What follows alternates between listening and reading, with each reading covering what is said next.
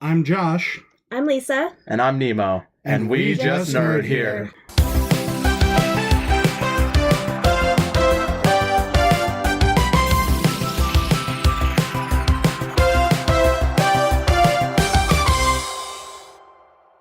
Only ever seen one what? Dirty Harry movie. You know there are 5? No. There's 2 Gremlins, 5 Dirty Harrys. I know the 2 Gremlins. 8 Actually, police academies. I think 8. No. I want to say 8. Is Mission to Moscow the last one? I don't know. It's been a long time.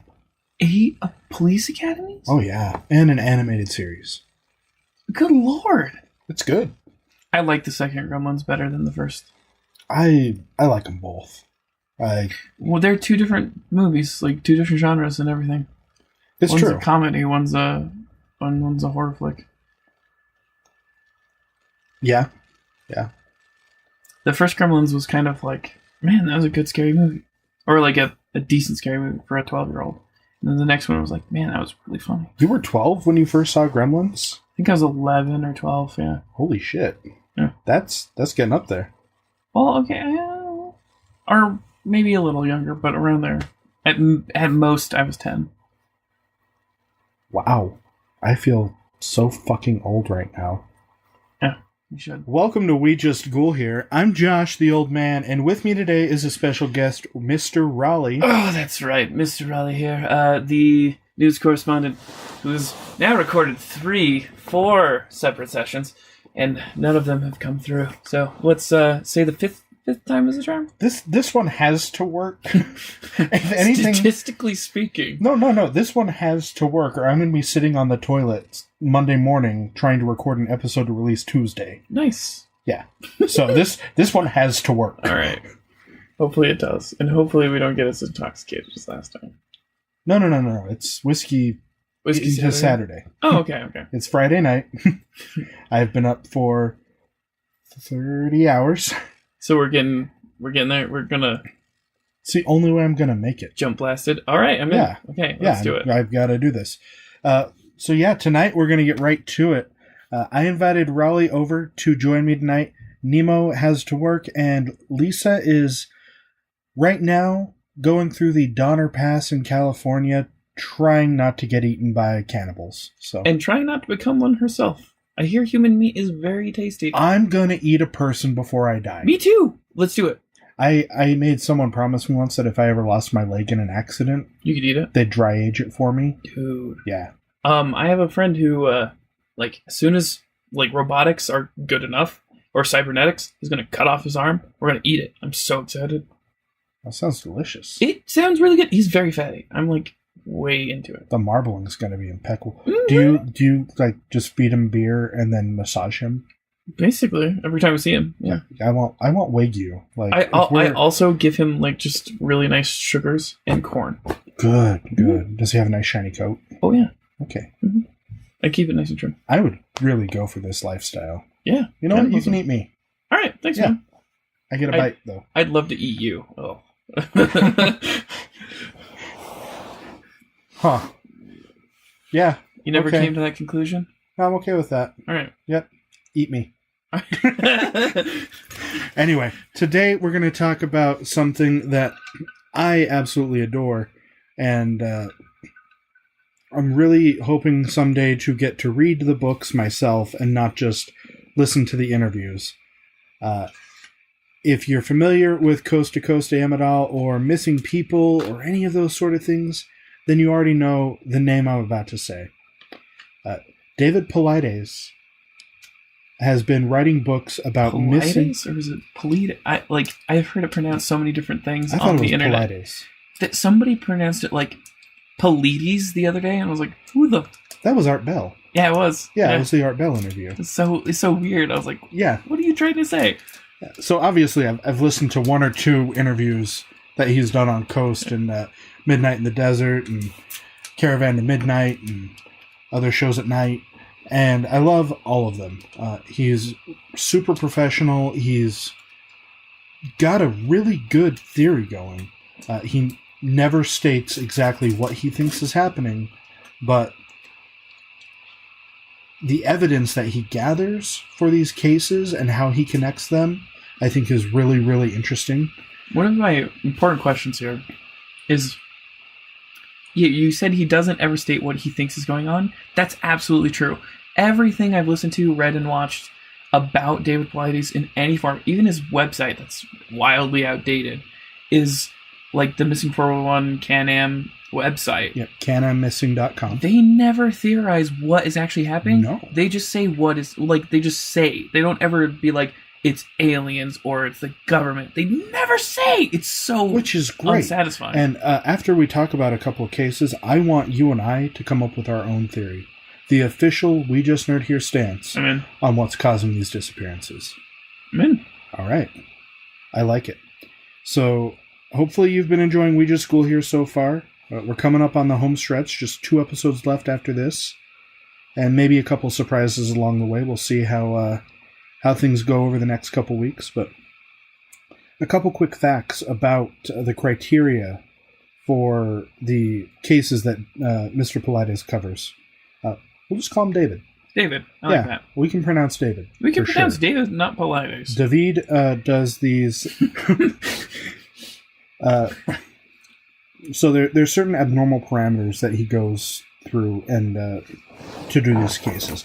Most of them are rural, though in the last few years he's been able to find clusters that fit the same criteria in cities as well as with aircraft and ships. So most of the disappearances have no suspects involved, no history of mental illness. They're definitely not voluntary. There's no evidence of an attack by an animal or a human. The victim... No solid evidence. No solid evidence. Most of the time, there's no cell phone on the victim at the time of the disappearance. There's a lack of scent from animals that come to the scene, which that one really, right there, that's a big one for me. Yeah. Like, I've known bloodhounds, mm-hmm. and they'll smell. They pick it up really, really quick. Yeah. So I don't know. That one for me, that's kind of a big one. That one gets me too. Like going bear hunting, even like we have bloodhounds, and bloodhounds get right on a scent. So like, especially in missing cases, like I've met some of those like that work specifically for and with humans, and I've never seen one of them fail, and I've never ever like met a bloodhound that can't pick up a trail if there is one. So that's huge for me too. Yeah, and it doesn't go into my theory. Like I'm gonna put it right now. I don't think it's aliens, but that just tells me almost that they're going up. Like whatever's happening, the person is going up or being hermetically sealed by a food saver, by cannibals in the woods. Fair enough. There are usually granite fields. Like a lot of the clusters in the U.S. and around the world happen in areas where there's a high concentration of granite or in boulder fields, and a lot of them involve berries if they're in the woods. Most of them occur between like 3 o'clock and 7 o'clock in the afternoon, and there is like always bad weather right afterwards.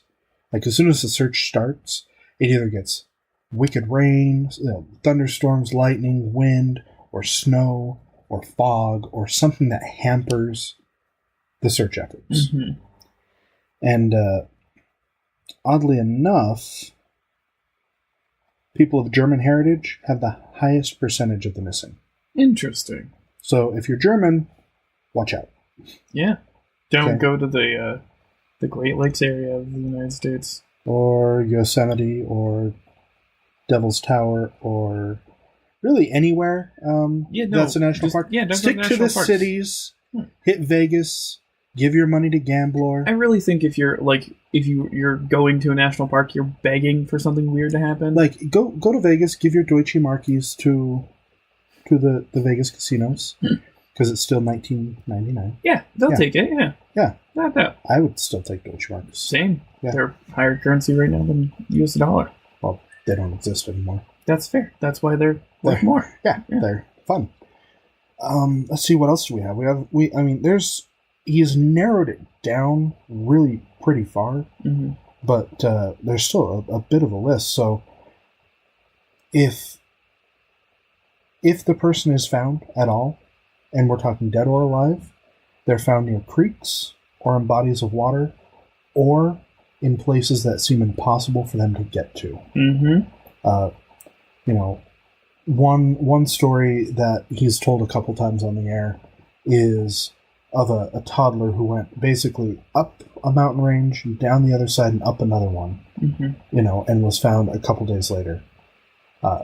Was that the deceased one? No. We're going to talk about that one in a little while. That's one of the cases I have. This one was found alive, and he was young. This was the barbed wire fence one, then, right? Yeah, I think so. Yeah, and this is the one that he couldn't remember. He couldn't say what happened. Yeah. So they found him laying prone, and he had no idea what happened. Yep. Let's see what else. I got my notes here. I've actually got notes for this episode, people. Crazy, right? I'm prepared. I didn't have notes for our interview with Paul, and because I went super well, by the way. Yeah, I was very impressed. Dude, Paul's the only reason that one went well. Like, having never done an interview before, super professional. Yeah, he was able to help prompt us and help us get through it. I loved having him on. I can't wait to have him back to talk about his other books. Yeah. The Lost Mine, like that series. His sequel's coming out, right? For that one? Possibly. I think he said he might be working on something, but he's also working on his degree, so. Yeah, that's fair. We'll see what comes out in the next year or so, but either way, I want to have him back sometime next year to talk about those other books. Super cool guy, yeah. And maybe just have him on like next Halloween time for another week of school here. Yeah, that'd be fun. And not necessarily talk about stories from the book, but just have him come back and tell us about Mitch. Yeah. And Mitch's ghosts. I would love that. I actually went and sought out the Mitch stories after that episode. Oh yeah. I want to meet that guy. Right? Honestly, yeah. He seems so cool. Well, he's a professor, so you can... I'll have to go just drop by. Yeah. All right, so back to the points here. Most of the disappeared are on two ends of the intellectual spectrum. So you've got doctors, physicists, entrepreneurs, really intelligent or athletic, like big deals. Mm-hmm. At least in their own mind, they're probably big deals. And then you have people like you and me, dementia, impaired cognitive function, autism, and if these people are found, they can't really explain where they've been. All but one of those. I'm going to leave it up to the audience to guess which. Mm-hmm. I don't think anyone in that scenario, because the doctor's ones surprise me more often than not, because just being in the medical field, you get to meet a significant amount of doctors, and a lot of them are very cocky, and a lot of them like to go outdoors and flaunt that they're healthier than everyone else. But past that, a lot of them don't end up missing when they go outside. So, yeah, right. It's a little weird. Yeah. And then, so there are usually, with these disappearances, you would think, with the clusters he's put together, that there'd be people going missing, 5 a week. 5 in 1 week here and 5 in 1 week there, or, one every couple months. There is a distinct lack of a pattern here. Mm-hmm. There's no pattern in the age, the location, the gender. The only pattern he's been able to find is German heritage. Mm-hmm. And most of the time, they're the doctors and the physicists. So there was one little spate in the 20s to the 40s where there were just tons of children, especially in the Pennsylvania region. And that's the highest concentration of one area that he's been able to find where children were the primary disappeared. Mm-hmm. I feel like they were sold to hobos to tend the trains during the Depression. This only makes sense. Yes. Yeah, no, that is the logical conclusion, is you have to market the children not only as slaves, but also as impressionable individuals. I was thinking as coal. Oh. Yeah, here, I was thinking the individuals shoveling the coal. But you know what? No. As fuel as well. Yes, they were the fuel. Mm-hmm. Or they were pushing the trains when they ran out of fuel. Ah, I see. But the hobos, they had to get from one end of the country to the other. And what better way to do it than to take a couple children off the farmer's hand? That only makes sense. It's the Depression, he can't feed them. Dust Bowl. etc. Mm-hmm. Yeah, I think I've got a good solid plan here. You're right, yeah. I feel like this is going to be the episode we get complaints about. Probably. I hope so. Me too. This is not here to rein us in. No, not at all. Let's go off the rails. Yeah, we kind of feed off of each other. Off the rails, just like those children coming out of the smoke pillar. No, those children are on the rails forever. Yeah. Well, I mean, they're in the fuels of the rails, but once they get through the smoke plume, I think they're pretty well free. We wouldn't have come out of the Depression without them. No. American heroes. True American heroes. You know, if it weren't for them, there wouldn't be a thriving coal industry. No, not at all. Yeah, because it was the outrage from burning the children that brought the coal industry back into good favor for a while. Little known piece of American history right there. Yep. Yeah. Would it be historian Josh? You can put that on your title card. Someday, like once I get that degree. Yeah. If I ever finish it, I might not. Never. I don't know. I don't know why you would. It's a lot of money. It is stupid expensive. All right. So if they're found near bodies of water, and if the body is found, the doctor or medical examiner cannot determine a cause of death. In any case, no. No, almost none. And when the families have gone back and had a second autopsy performed, they can't find the same results as what the initial medical examiner or coroner did. That's a very interesting thing because a lot of the cases, and there's an animal attack one specifically that the coroner deemed an animal attack, and the investigators deemed an animal attack. That they went back to a secondary coroner. They're like, "There's no signs of this animal attack," and like the body looks like, or the remains of any kind don't look like that in any way. Exactly. Yeah, and so like that's a huge part of this mystery. Is there's sometimes, not in all cases, but in most of them, there's either a state ranger judge, or excuse me, a state ranger sheriff that deems that one of these has been an animal attack, or that they drown, or like all these different things. But there's further investigation done, and none of it comes out true. And it's this big conspiracy. I love it. It's this whole thing. Like, even if it were to come out tomorrow that the whole thing is bunk, like the cases are there, the cases are real.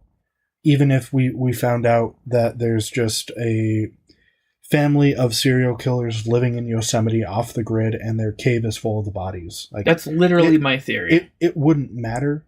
It's still interesting, and you still have to applaud David for how he's gone through and put all of this together. Mm-hmm. He's taken the red yarn and connected dots. Exactly. And part of me is like, I wish I hadn't gotten so big in the last 6 years. But at the same time, those are some of the they really are some of the most compelling episodes of Coast in recent memory. Anything that Ian's done since he's been back has been phenomenal. Both Georges have had some great guests, but you always, when you're looking at the weekly schedule, you're looking for David Paulides. Yeah.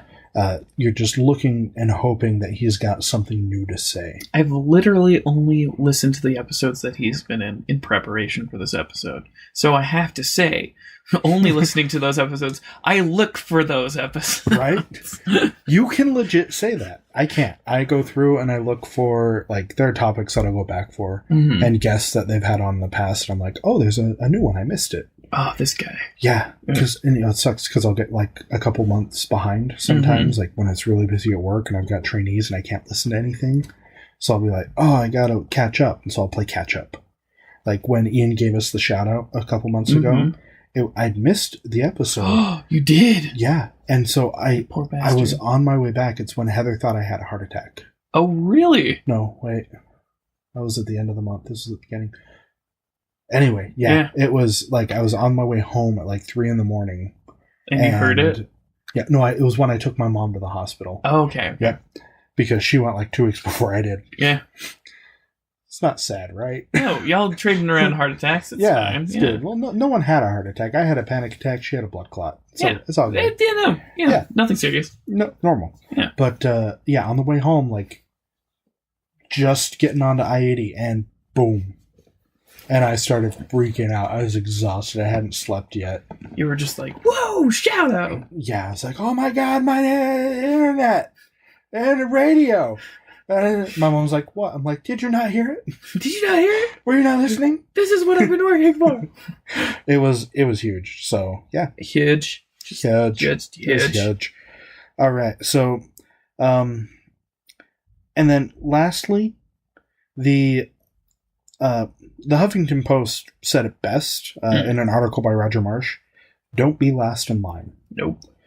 Most of the people are either first in line or last in line of a group of people if they're with a group. Mm-hmm. It's never, the average guy in the middle. It's always the fat ass like me in the back. Yep. Or the super fit one. In the front. Like the doctors.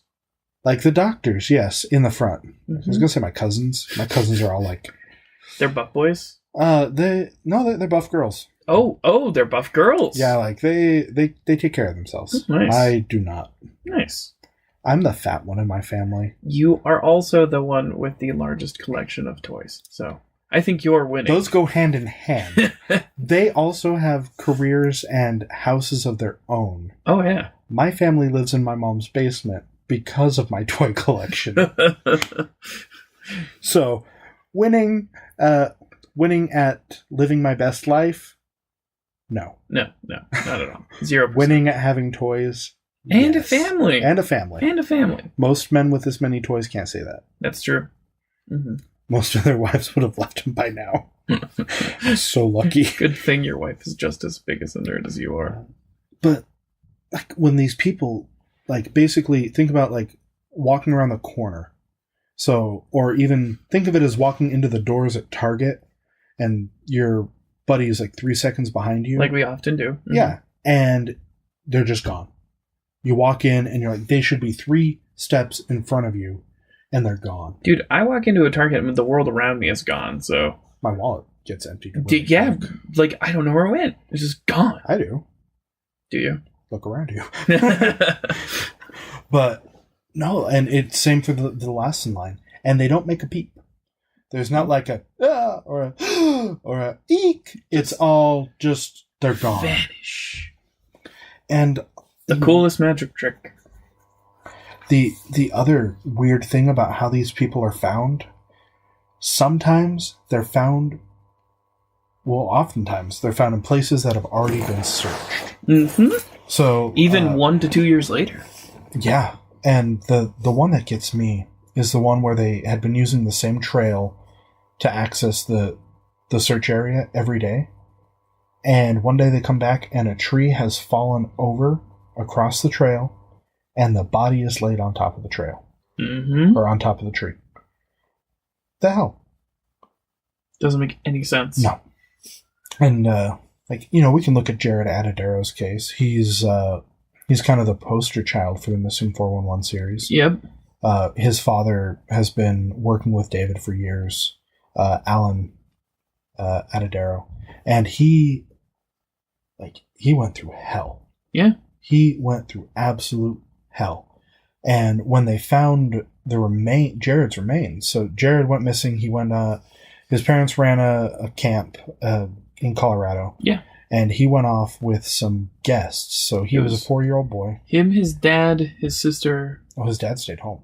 Yeah, or they didn't go together, but his dad was home taking a nap. Yeah, and the guests, some college kids were like, "Hey, we're gonna go do this," and the kids wanted to go, and so it's like a Christian youth group, right? Yeah, yeah. And so they're like, "Yeah, okay, you can take the kids," and they ended up like they were gonna go to a hatchery, and then a fish hatchery if you're not from the mountain areas, which was only about a mile away. Yeah, and they ended up going up to do a hike instead, not that much farther up the road. And Jared disappeared on this hike. Again, he was first in line. Mm-hmm. And they could not find him. There were reports of, I believe, 2 fishermen who saw him. Mm-hmm. One he asked for directions. Yeah, and then, no one thought it was weird that this boy was alone, but that's another story. And then nothing. They didn't find him for years. And you got to think, okay, if you live in an area like we do in Utah or in Colorado, winters are hard. Really tough. Like Colorado's got it 1,000 times worse than we do. Wyoming's got it worse than we do. But winters are hard. If you leave anything outside over the winter, Destroyed. It's gonna get deteriorated. The heating and the cooling and the freezing and all of that, it's gonna deteriorate most things. Like anything but plastic's gonna have some decent wear, maybe leather, But if I leave a shirt outside, it's gonna be disintegrated in about a year. 2 years later, they find Jared's skull, a piece of his skull, and a tooth in the skull, like just sitting in the bowl, and his clothes. His clothes, for those who are uninitiated, were folded, and his skull was on top of it, sitting on a rock. And the clothes looked like they were brand new, right out of the store. Are you sure it was that one? Yeah. Oh, I thought his pants were the torn up one. Was it that one? Maybe his pants were torn up. Yeah. But the clothing still, like, it wasn't faded. The shoes were in perfect condition. It didn't look like it was left out at all. Yeah, like there was so much about that case. It was just, what the hell? Yeah, how the hell? Yeah, why the hell? Like, and just to think of the families, like the hell that I would go through if like one of my kids went missing, or one of my if my wife went missing, or if Nemo goes missing, like. I'm going to have a rough time. Yeah. Like Nemo, the reason we couldn't record last weekend is because Nemo was going to go to Moab. And then he didn't. And I told him he was going to disappear. Yeah. And then he made up an excuse a couple days later about the weather. Yep. Not going to Moab. He was just afraid. Just a little bit. It's okay, though. See, in a lot of these cases as well, and what from the research and the notes that I gathered from a lot of this, is the reports as well for all of these missing person cases are never filed fully. They're never filed correctly. There's either something lost along the way, or there's either something that something never happened. In the Jared case, the only reason anything ever got filed was because the father was looking for him for so many years, and he kept bothering the police department, saying, hey, this is why I need this, I need this, I need this. And in one of the interviews with David Paulides, he goes into a little bit further detail, saying, like, after extensive research and going through this, the, the National Parks Service Rangers, or the sheriff for the department, or even the filing, they wouldn't give up the records. They don't keep accurate records. They don't. Well, that's there's the so thing, much though, faultiness in is their stories are never consistent. So when David requested all of the records, it's like, how much would it cost for the records from this park? Like 30 grand, 40 grand. What was for for just, I think, Yosemite. And then he was like, and how much would it be for the entire National Park Service? It was 3.2 million. Yeah, it was, a ridiculous sum. But then he also gets told, we don't keep records. So are they not keeping records, or do they have the records and they are just going to charge him an exorbitant amount to get them? Yeah. So, you get that weird. But there's also the law there that if a public record is requested, it has to be given. And unless the case is still open. But even with closed cases, that's something that can happen. And on top of that, he used his exemption, right? His author's exemption. But it wasn't in enough libraries, so they wouldn't give it to him. No, which is not part of how exemption works. And there's the whole frustration there. That's crazy to me. That's crazy to think that, like, there are crimes in this world that go so poorly documented that somebody can say, we don't have records of this happening. We don't keep that. We don't have that. That astonishes me. Well, and a lot of times, if he goes to the local jurisdictions and he can give, like, a specific name or case or date, they can get the information for him. Yep. But he has to know about it first. He's not getting, like, a list of disappearances and going, oh, this meets my criteria, this meets my criteria. So there are probably a lot more that fit his criteria just in the national park system than what he's been able to find. There's probably a lot that get reported that never end up in anybody's hands and nothing happens. Well, there are about 1,600 cases in North America. that fit all of this criteria. 70% of them, if they're found dead. Jeez. 3% look like they may have been mauled by an animal. Mm-hmm. And 1.5% of all missing persons cases are missing or there's an unknown perpetrator. Mm-hmm. So there's so much going on with this entire saga that he has spread out over 8 books.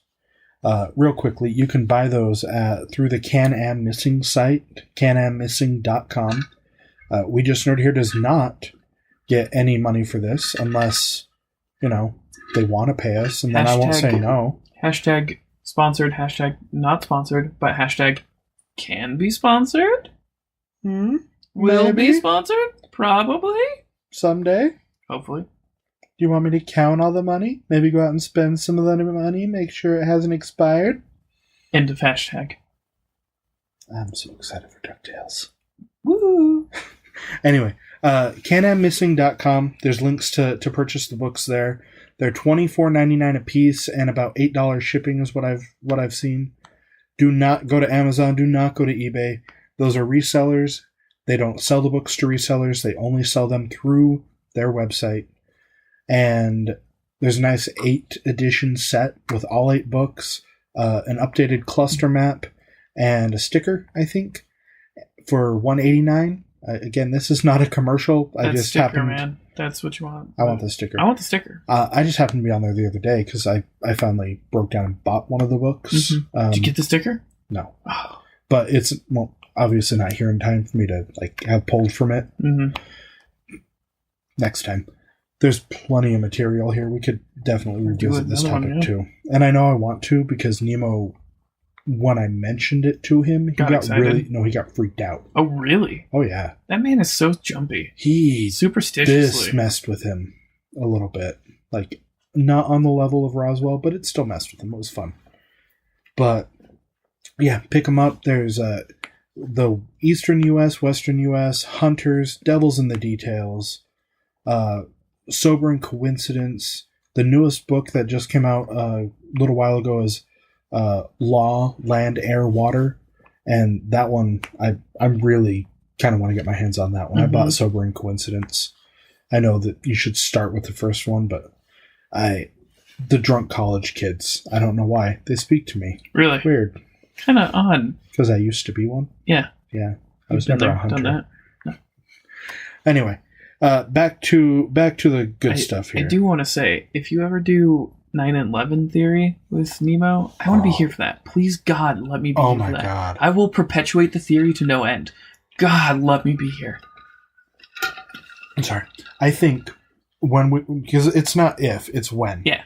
I think when we do it, we coordinate and we each pick a theory that we stand behind. Oh, yes. Oh, God, yes.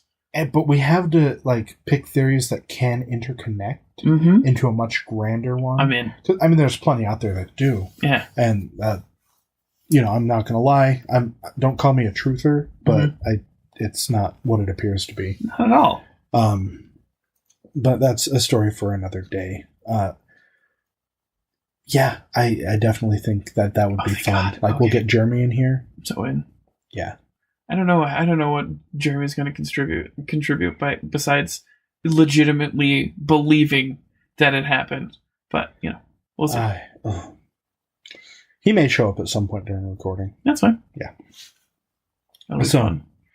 I like having 3 people. Jeremy. I like Jeremy. Yeah. And it's a good time. None of the episodes he's been here for have made it on either. Weird coincidence. Weird. Mm-hmm. Yeah. The first 2 were lost. The last one was a drunken clusterfuck. He fell asleep during that one. It was great. Yeah. I and Nemo were holding down the recording for it, wildly intoxicated. Yeah, I haven't had the wherewithal to listen to it. I feel like that's going to take a very special kind of drunk. Blasted. I really want to hear what happened when I stepped out of the room. But eventually, that episode will somehow make its way online in some form.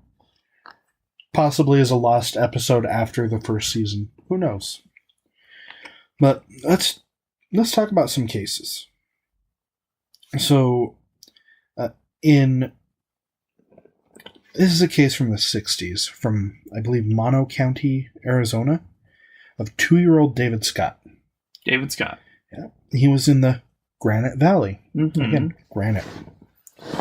So Quartz crystals. He went missing, right? And they called mountain rescue teams from the Navy and the Army. This is the kid who went up the mountain, down in another valley, found it up the other side, and they found him near naked behind a boulder. No cause of death, no marks on the body. Mm-hmm. And the trail was basically straight up the side of the mountain. There was like nothing, no vegetation to like pull on. He would have had to been a climber. Yep, there is no way that little man could have done it. Yeah, and you look at that one and you go, holy shit, right? So my question with this one is, there was no fingerprints, there was no indication of cause of death on the body. How in God's name did that happen? What are your thoughts with that one? That one still puzzles me. I can't piece together something. And this goes back to what I said before: is you have to go up, mm-hmm. and a lot of times, like with the kids, I mean, Jared Ardadero, his body was found, or through his remains, were found much higher, significantly higher than he could have gotten to by himself. So, something is carrying these people, or lifting them up, or tossing them. Maybe it's little mini tornadoes that come through and just whirlwind. You know, tornadoes don't happen on mountains, right? No, they do. Okay. That's why we don't know what happened, because we haven't proven that they exist. Tornadoes on a lower pressure. Yes. Like high. Okay. All right. High altitude exist. Yes. All right. Okay. They're it only makes sense. Rivernadoes. Rivernadoes. Yes, the reverse tornadoes. Okay. Revernadoes. Yes, revernadoes. Revernadoes. I like it. Yes. We should publish this theory. Or bearnadoes. Bearnadoes? Dude, bearnadoes would be so cool. I would not mind being in a bearnado. No. Yeah, I would love to go out that way. Right? Mm-hmm. Especially if the bears had lasers. Dude, laser bears. Laser cybernetic bears that all speak German. I really hope. Therefore, the German connection. Oh my god, we figured it out. We did it. It's bearnadoes. It's bearnadoes. We'll cash our check in the morning. Cybernetic German-speaking cybernetic German bears that ride Russian unicycles. Oh, I'm into it. I like it. They wear little hats. Really cute hats. I love it. Another story that we have is also from the 60s. And this one we're going to spend a little bit of time on. So give me just a second to get ready. And we're back. Just had to refill some whiskey glasses, because Whiskey Saturdays are for the nerds. Mm-hmm. And if you haven't checked out our Patreon site lately, if you've been on the fence about joining, there's a brand new Whiskey Saturday tier for you, so go ahead and check that out. Got some fun customized We Just Nerd Here swag. Raleigh has his eye on it, so... Oh, I absolutely do. Or am I allowed to say what it is? If you want to. It's a Yeti... what are they called? Tumblers? Yeah, 10-ounce tumbler. Yeah, it's a 10-ounce tumbler. That's going to have the logo on it. I'm very excited about it. Yeah, it's got... on one side, it's got our logo and the name of the show, and it says Official Nerd Crew. And then on the other side, it says Whiskey Saturday is for the nerds. All you have to do is be a part of that tier for at least 2 months, and you get your own 1 cent. And I'm like, eyeballing pretty hard this next bonus. Yeah. Yeah. All right. Mm-hmm. That'll almost pay for our mixers. So, dude, heck yeah. Yeah, let's get do it it up there. All right. So let's talk about Dennis Martin. Dennis Martin. He was in the Great Smoky Mountains, in Spencefield. I'm not familiar with the Smoky Mountains. No idea. But I hear they're great. Yeah, they're pretty smoky. You go there to get lit, 420 blazing? I don't think so. I think the hill folk would have their way with you. Oh, all right. I feel like this isn't the... What if I want Aren't them there to Great have... Smoky Mountains in Appalachia? Like, aren't they... I feel like that's where my ancestors hail from. Like, my my grandma's side of the family, the Appling side of my family, they're hill folk from Kentucky. Is your like hill folk like coat of arms just a nice corn pipe bong that is just like Smoky Mountains and then probably not. Has sunglasses. I like feel like joint. You could design this. Mm-hmm. Yeah. Yeah. Basically, a Cletus from The Simpsons. Yeah. With a corn pipe bong. You get it. Yeah. Yeah. Mm-hmm. I like it. I'm already imagining it. I really like it. Mm-hmm. I've never met any of my family from back east. Smoke weed every day. Because my dad's from Ohio. It's from Ohio? Yeah. He moved out to Utah when he was 10. Huh. But all the Tracy side is back there. So I've never met any of them. What if they're just like you? What if you're like accepted as their god? This would be great. Holy Josh. shit. Yeah, you need to go find out. I need to put up advertisements around Ohio. Yeah. Just be like, I am the Tracy of Tracy's. I did billboard campaign a couple weeks ago for this show. Yeah. We got 3 listeners. It cost me $20, but it was worth it. Only $20. But it was fun. I got to make a billboard ad, and it ran in LA and Salt Lake and in St. Louis. It was a lot of fun. Billboards was yeah. Anyway, so Dennis Martin. 6-year-old. It's Father's Day, sometime in the early 60s. Mm-hmm. Great Smoky Mountain National Park in the area of Spence Field, wherever that is. Mm-hmm. He was with his dad, his grandpa, and his brother, and they were sitting at a corner of the park, like near the forest. And like the name suggests, they were in a big field, right? So another family comes up and they're like, "Hey, can our kids play together?" And yeah, sure, why not? Go for it. So Mr. Martin is sitting there watching the kids play. They're playing hide and seek. And he's got his eye on Dennis. Yeah. Right? And he watches Dennis go behind a tree. Now, he can see on either side of the tree. He watches Dennis go back there. The game ends. They call for everyone to come out who wasn't found. Dennis doesn't come out. And his dad thinks, okay, well, he's just playing around. So he gets up and he walks over there. No Dennis. Oh. Mr. Martin goes over there. Dennis isn't there. Parents' nightmare. Right? They call for him. They look around. Nothing. Mr. Martin books it 2 miles down the Appalachian Trail. I was right. It is Appalachian. Yeah, you're right. I knew. You got it? Yeah. 2 miles down the trail. Never finds his son. That's some hard shit. So they bring in the search, and it's the one of the biggest searches in that portion of the country ever at a national park. And I think that also would pertain to outside of national parks. Just a massive search effort. Mm-hmm. At one point, it started to rain. Like just later that day, it started to rain, and it rained for a week straight. They were out in the Green Berets with a helicopter. The Green Berets? Yes. Aren't the Green Berets British? Oh. Okay. Pretty sure they are. These are notes I took from the show. Oh, okay. Yeah. Mm-hmm. I don't have the book. I have the book. I have the book. The Green Berets, they come in, they land in the park. Mm-hmm. They do not communicate with the park rangers at all. They won't work with anybody. Really? Nobody knows who called them. Or why they showed up in any case. If they found anything, they didn't say anything, and they left. Really? Yep.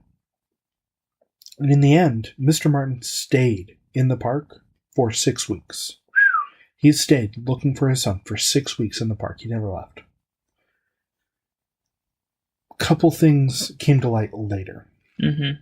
So while Dennis was disappearing, within about 45 minutes of the hide and seek game, family showed up at the bottom of the park. And they come in, they go to the park ranger. Where can we see a bear? Because when you go to a park, you want to see a bear. Of course. Yeah. That's what you do. Exactly. You find and give offering to the local bear. Which, again, Bearnado. Yeah, Bearnado. Cybernetic bear. It's a Bearnado! It's a Bearnado! It's lasers! Watch out for lasers! Mm-hmm. Makes sense. Many holes. Too many holes. A scary amount of holes. Oh my god. I just had like flashes of Bearnado. Mm-hmm. It tasted like victory. I love Bearnado. Let's worship Bearnado. Who wants to join our cult? Bearnado. We're not Om Shinrikyo. We don't have nerve gas. We just have laser bears. Mm-hmm. Just laser bears. Just laser bears. Mm-hmm. No pants. Just swirling laser around bears. at 300 miles an hour. Yeah. 300 miles an hour. A little more than that. I don't know. I don't know how fast it. What is the maximum velocity of a bear? I don't know. There was just a hurricane. There was just a hurricane. Yeah. We could have thrown a bear up in the air and seen how far it went. Damn. Missed opportunity. Next time. Mm-hmm. All right. So while he was disappearing, the family comes in. They look for the bear. Their name's the Key family. They're the key to this story. Mm-hmm. Ha, ha, ha. I wish that were the case. There's no, that's kind of sad, yeah. They go to an area called Rowan's Creek, and they hear a deafening scream on their way up there. So a young child scream? They didn't say. All that the records show or say is that there was a deafening scream. A deafening scream. So imagine the Wilhelm scream. Yeah. That's what they heard. All right. Yeah. In my head. Anyway. That's what I hear every time I fall. Yeah, like even like 2 feet, like jump off of something. It just. I hear that whenever I get excited. Do you? Yeah. Like when I walk into the store and there's a thing that I'm looking for. It's like, ah. See, just too sexy of an advertisement. Wilhelm scream. Oh yeah. Yeah. Okay. Snap, crackle, pop really do it for me. Snap, crackle. I can't do it. Yeah. No one can do the. No one can do the Wilhelm scream except for Wilhelm, and he's dead. Very dead. Poor guy. Anyway, so they hear the scream, and the son says, "Look up, because he was a bear." Bear. And the bear looks like a man hiding behind some trees. Oh shit! Yeah. So was it a bear or was it a man? Was it a dude? A dude getting away with a child. It was a young Dennis. It was a bro bear. Is it bro bear? Bro bear.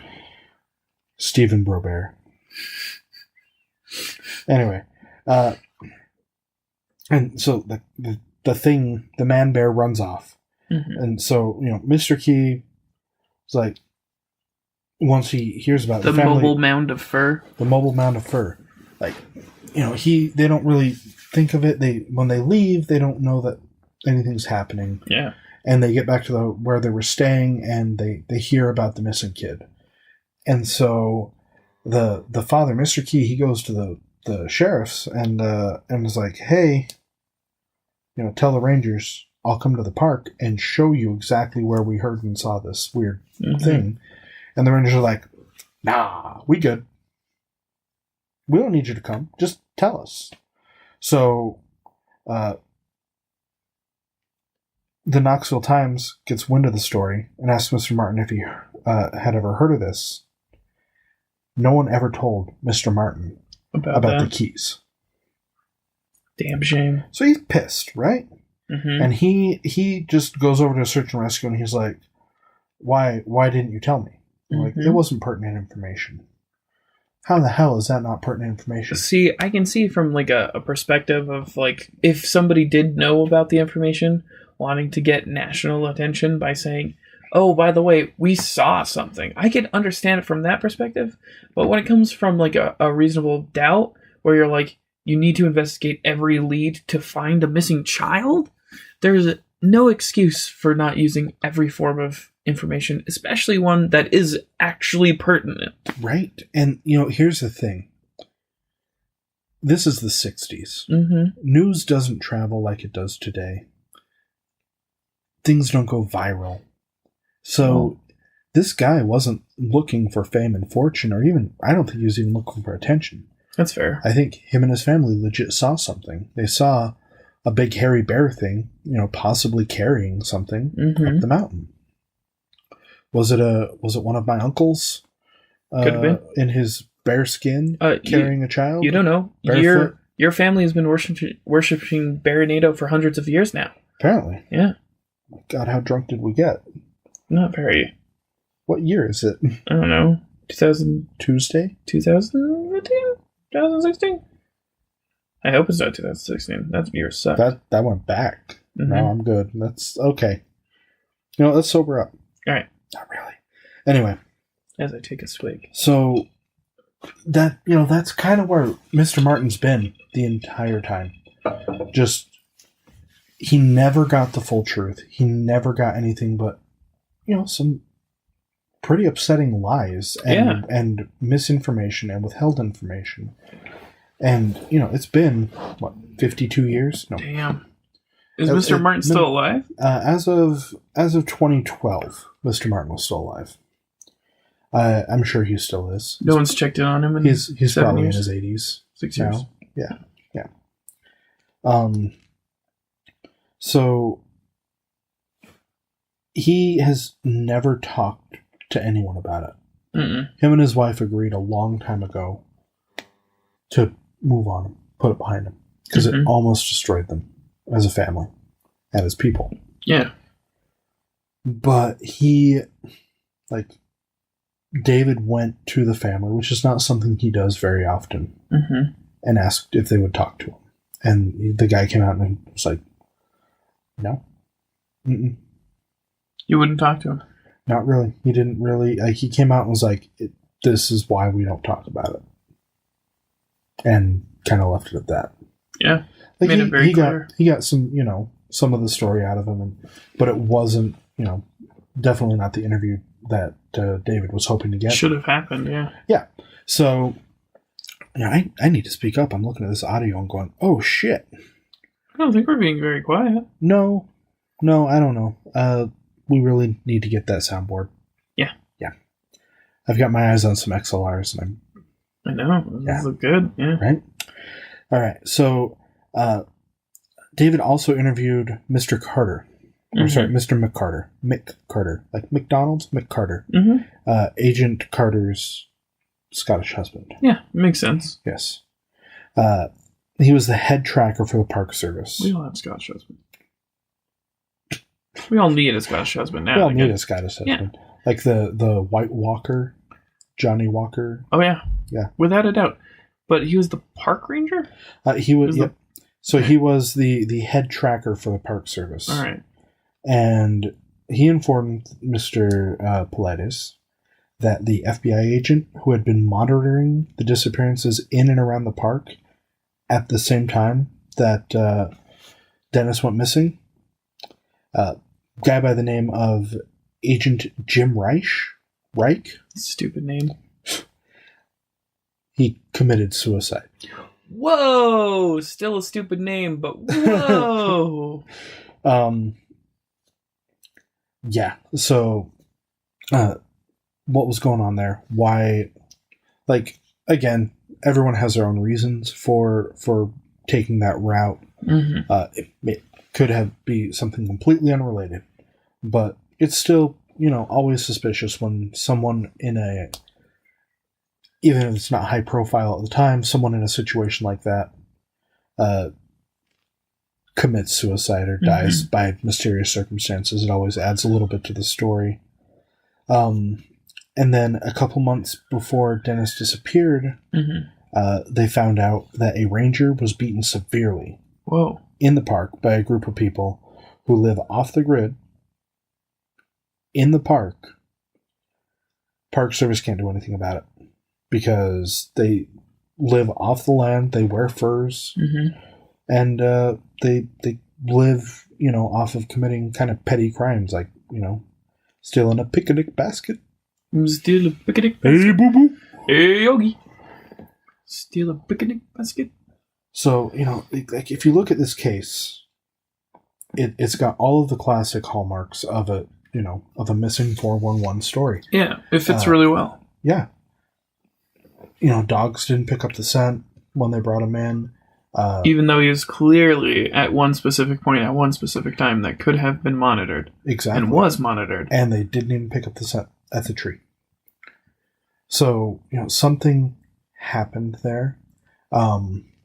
There's a lot of other, call them coincidences, call them evidence of something else, but, things happen, things didn't happen, and they should have. That was coherent, yes. Very well put. Right, Drunk Conspiracy with Josh and Raleigh. Da-da-da. So, I really don't want to go back and do any editing on this. So there's going to be lots of pauses. That's I fine. hope people like pauses. Yeah, no. But think about the lies they told Mr. Martin. They didn't tell anyone about the Key family. Mm-hmm. When they did talk to him about the Key family, they're like, "Oh, the timelines wouldn't match up." It's only like 45 minutes after he went missing. Yeah. And he went back. Mr. Martin went back and made the trek from point A to point B. It totally lines up, even for a small child. Yeah. They wouldn't tell him why the Green Berets were there. And this is information that Mr. Martin got directly from the Keys. Mm-hmm. So he sought them out. Yes, he sought them out. Or they sought him out. One of the two. Probably him. But when they told him about what they saw, they said they saw what looked like a person darting through the trees with something on their shoulder. Mm-hmm. So, Man Bear had, Had a little child riding on his shoulders. Yeah. Yeah. So, who knows? It's the Man Bear Pig. The Man Bear Pig. God, no. The Man Bear Pig. No. It's the Man Bear I Pig. can't do this. Al Gore. It's the Man Bear Pig. I can't. No. No? You're not. I was so worried that you were going to go The there. Man Bear Pig. I hate Man Bear Pig. It's the Man Bear Pig. I want to play Fractured Butthole so bad. Dude, so good. I'm hoping it goes on sale for the Switch on Black Friday. Hopefully. Because I won't play it on anything else. That's how my life is right now. Yeah, I've become a Switch snob too. Right? If it comes out on Switch, I'll buy it. That's my new term of, my new phrase for everything. Aw. Mm-hmm. Raleigh has a phrase. I do. I have many phrases. I might pick up So, Luigi's Mansion. on 3DS? Yeah. It looked good. I love that game. I like It the looks original. good. So, Man Bear Pig darting through the woods with child on his shoulder. Yeah, and that's the only resolution we have for that. No trace of Dennis has Did ever Al been Gore found. ever get sniff of this? Probably. Okay. Or if he hasn't, I know he's a listener. Yeah. Yes. Oh, Al Gore, Man Bear Pig. Yes. Get on it. Yes. Yeah. He heard his name and now he's a listener. He's like Beetlejuice. If you say it too many times, he just appears. Oh my God, he's over there. Beetlejuice? Oh wait, that's just a box of cereal that has Beetlejuice on it. Because I was going to say, if Al Gore is behind me right now, I won't turn around. No, if you turn around, you die. Okay, I won't. Yeah, don't look at him. Nope. Anyway, couple things, just tips for our listeners. If you have the money, pick up a personal location beacon. Oh, yeah. God, those are so important. Like, especially, if you're listening in Utah and you're a skier, grab one of those so they can find you when the avalanche hits you. As a Utah native who has been a Boy Scout his entire life, and a Did you make eagle? gold palm eagle, in fact. Yeah. I don't even know what a gold palm eagle is. So after you become an eagle, you can get a bronze, silver, and gold palm, which just means you're cooler than the other eagles.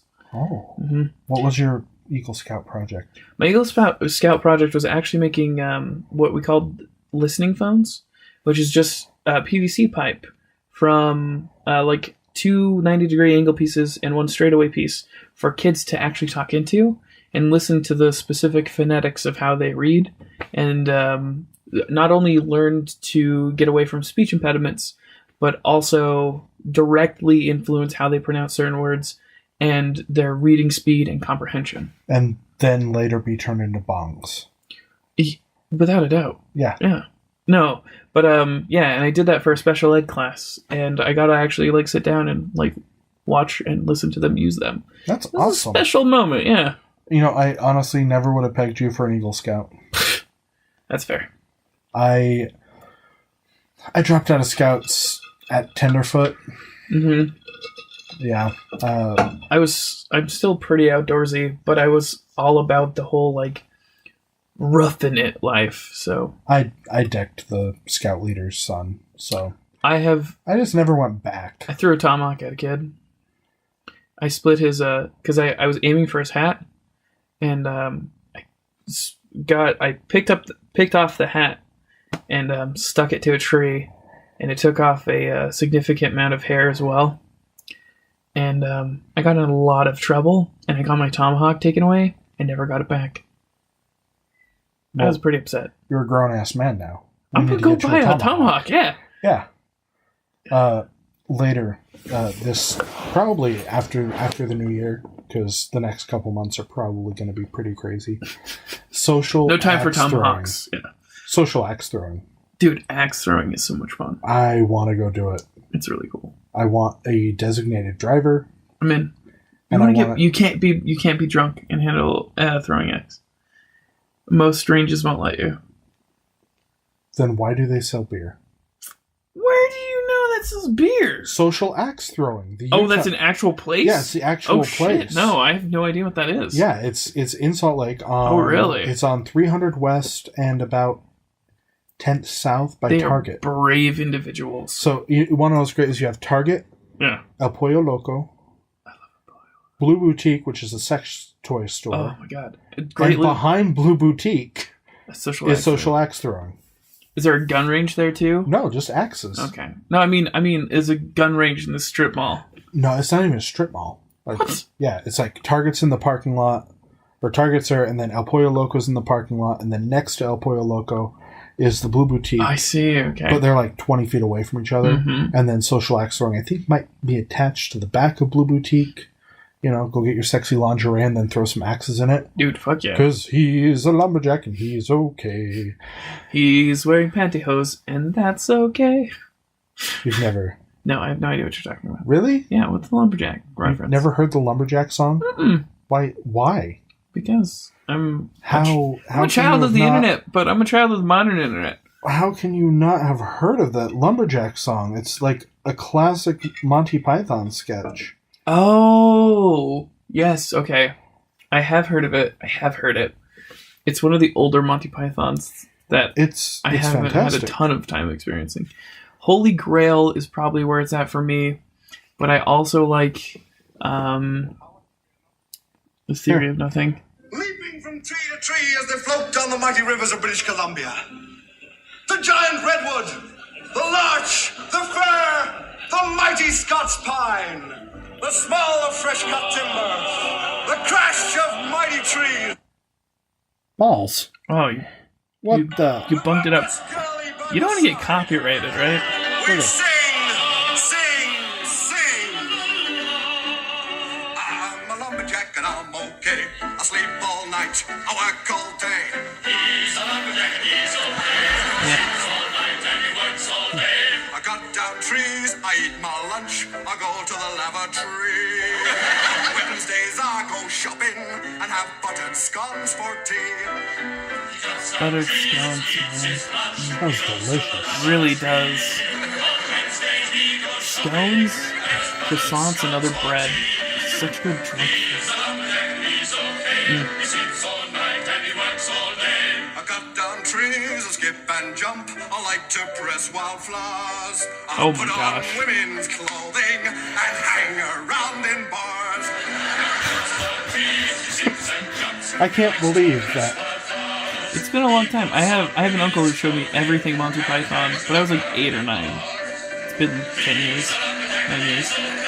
This one's just always stood out to me. Oh yeah? Cut down trees, I wear a heel, suspenders and a bra. I wish I'd been a girlie, just like my dear mama.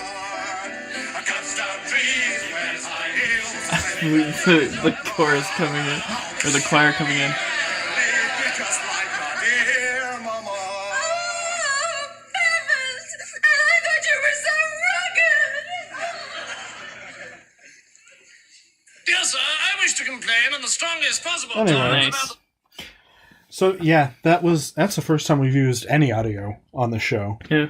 and I feel like that's fair use. Yeah, probably. I feel like Hopefully. it fit in. You I can hope test so. it. Yeah. If this was YouTube, you'd be flagged immediately. It was on YouTube.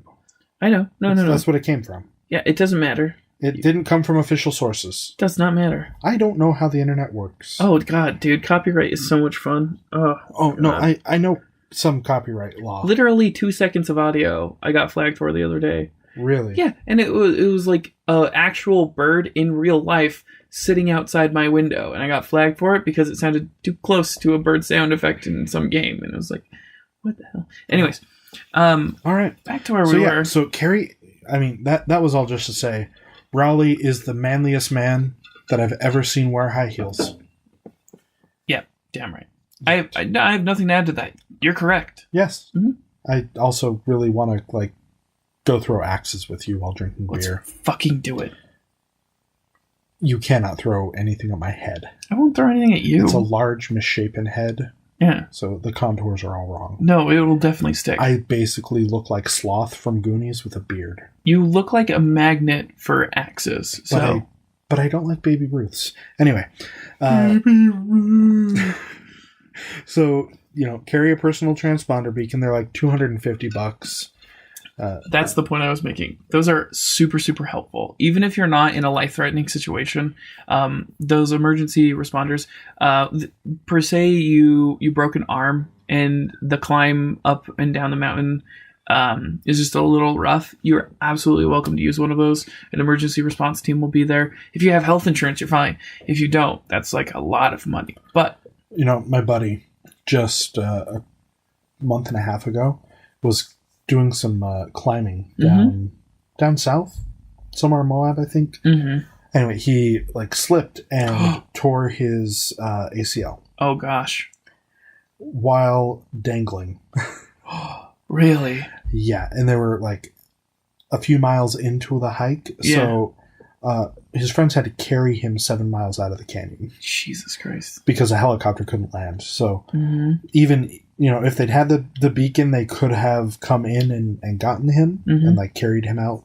But yeah, his friends carried him out. That's a mess, dude. Yeah, these are former employees, former coworkers of ours that have moved on to the bigger and better life in the labs. Mm-hmm. So that education really pays.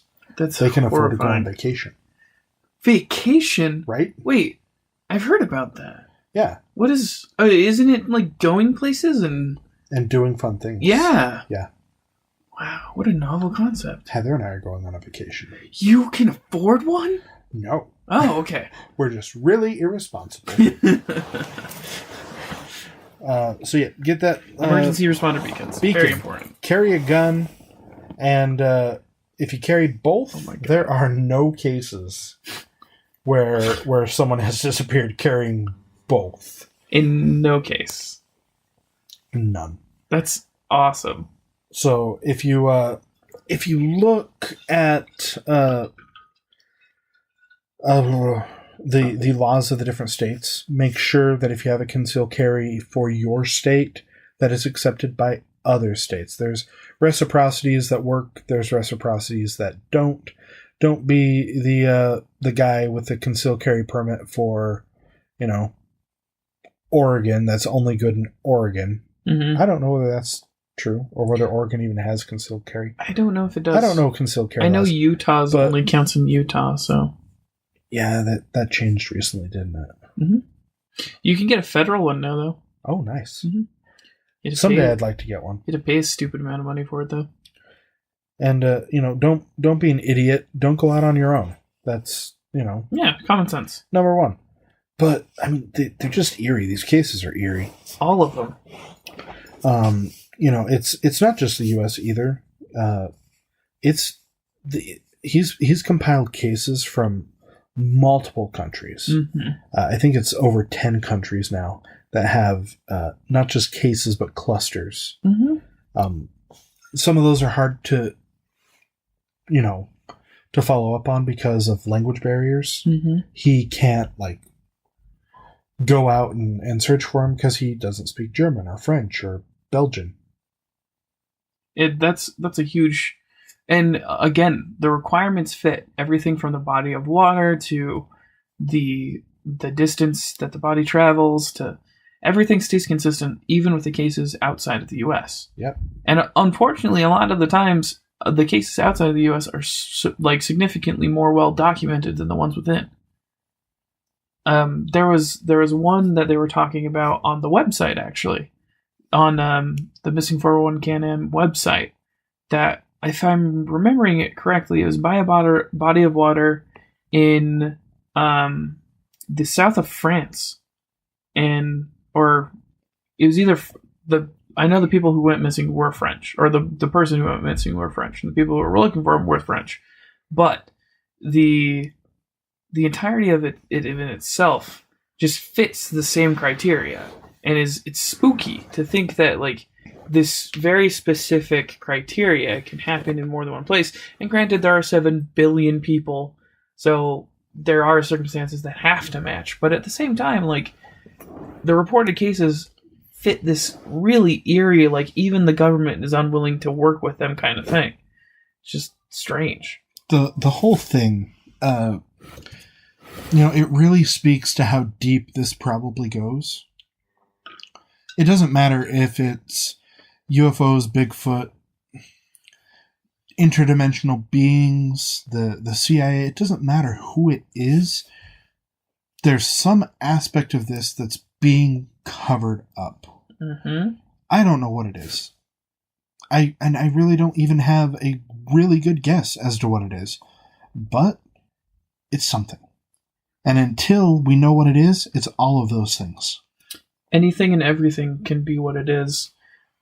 But there's going to be some time that something cracks. And either the cover-up continues and nothing ever becomes of it, but my bet is on something somewhere is going to give us the key piece of information that's going to allow us to connect dots that we didn't think were there. It's true. And when you look at the different cases, a lot of what he talked about early on, those were all national parks. Absolutely. When you move into it, he moved on from national parks to hunters and, sites with devil in the name. Mm-hmm. And it's not like, we're not talking satanic panic here. Okay. This isn't the 80s. It's not McMartinville preschool. Yeah. People don't get crucified for playing Dungeons and Dragons. Right. But what it is the area either has, devil in the name, like Devil's Tower mm-hmm. National Monument in Wyoming, which is one of my favorite national monuments. I love going and hiking around the base. It's so much fun. You've been? Several times. Oh, that's super cool. Yeah. Josh, be wary. Do you carry a gun? Do you have a no, transmitter? the last time that I went, I was in my teens. Oh, so, gosh. Yeah, so 100 years ago? it's been well over decades. Mm-hmm. Yeah. Fuck, I'm old. Yeah, you are. I if I had hair, I would look like Drunk Uncle. Yeah. I mean, Drunk Uncle also doesn't have an exuberant beard, but... if I could just take that hair off of... So I bought myself a Drunk Uncle Funko Pop, and I gotta tell you, if I could just find a way to pop off his head and put my head on it, I would be ecstatic, because it's me when I record this podcast. Drunk Uncle. We should make you a pop figure. They have some DIY stuff, but I feel like the beard would require a sculpt. It would absolutely require a sculpt. Yep. And not even a glued-on sculpt, which a lot of them have, which makes me very sad. But I don't know. Maybe we could turn a Demogorgon into a Josh. It's not far off. I mean, I've got lots of teeth. Yeah, really, the only thing it's missing are the glasses. Yeah, honestly. And about, I don't know, 300 pounds. Yeah. It's definitely got the weight in the head required for you. But yeah. Everywhere else, it needs a little. Yeah, it needs some cushion. Yeah, for the pushing. Anyway, what were we saying? Oh yeah. So the cases in the woods and national parks, but then he started to get, reports from other people saying, "Hey, take a look at this case. It meets all of your criteria for the national parks, but it happened in a city." Mm-hmm. And these are the ones that really get me, because when I was younger, this could have been me several times. Yeah. When I lived in Rome, there were nights... In Rome? Yeah. Oh, yeah. You're an Air Force brat, right? No, not Air Force, but my dad worked for the government. Okay. But when I graduated high school... Are you part of the Italy. Conspiracy? I'm part of the conspiracy. I thought so. I know what's happening. Yeah, I know. And we're just making this to elude people that you don't. Right. Yeah. Yeah. And this part will be cut, obviously. I'm not going to leave it in. I'm not that dumb. We're not an idiot. You paid me for a reason. Yeah. Exactly. Yeah. No. I lived in Rome. I went to my first year of college at the American University of Rome. Dope. But there was one night, I'm stumbling home from the bar, and I'm literally on a bridge, stumbling home from the bar, and there is a tent set up in the middle of a piazza. And it's one of those where the sides are kind of translucent. You can see the shadows of people moving inside. White tents, biohazard signs all over the place. I'm going to stop you right there. What's a piazza? Square. Okay, like a little, great. Yeah. Biohazard signs all over the place. Right, and like big floodlights pointing down at it. And I'm going, what the fuck is going on? It's like... I had a little too much to drink. Well, and here's the thing. It's going to make me sound like an alcoholic. It wasn't really that late at night. It was like 7 or 8 o'clock. Jesus. Hey, it's after 5, right? Yeah, right? It's fine. Get fucked up. We used to be able to drink in class. Really? Oh, yeah. Hell yeah. So, like, I remember Welcome one day, to Rome. my roommates bet me to stay drunk for 24 hours. So, I was like, done. When I got to class the next morning, I told my professor, sorry, I'm drunk. You know, and I just explained the whole thing to him. Basically, I had to get drunk and then have at least one drink an hour. Yeah. And so, this professor, so badass, Bruce Gattenby, if you're ever looking for a good read, type it in. I'm sure his book is floating around out there somewhere. It's really good. He's like, all right, we're going to the bar. And so he packed up the class, and we had class at the bar. He bought the class espressos and cappuccinos, and he bought me some, like, I can't remember what type of liquor it was, but it was one Italians have for breakfast.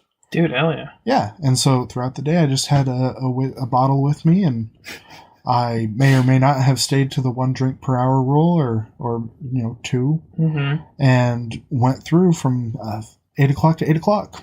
God damn. Yeah.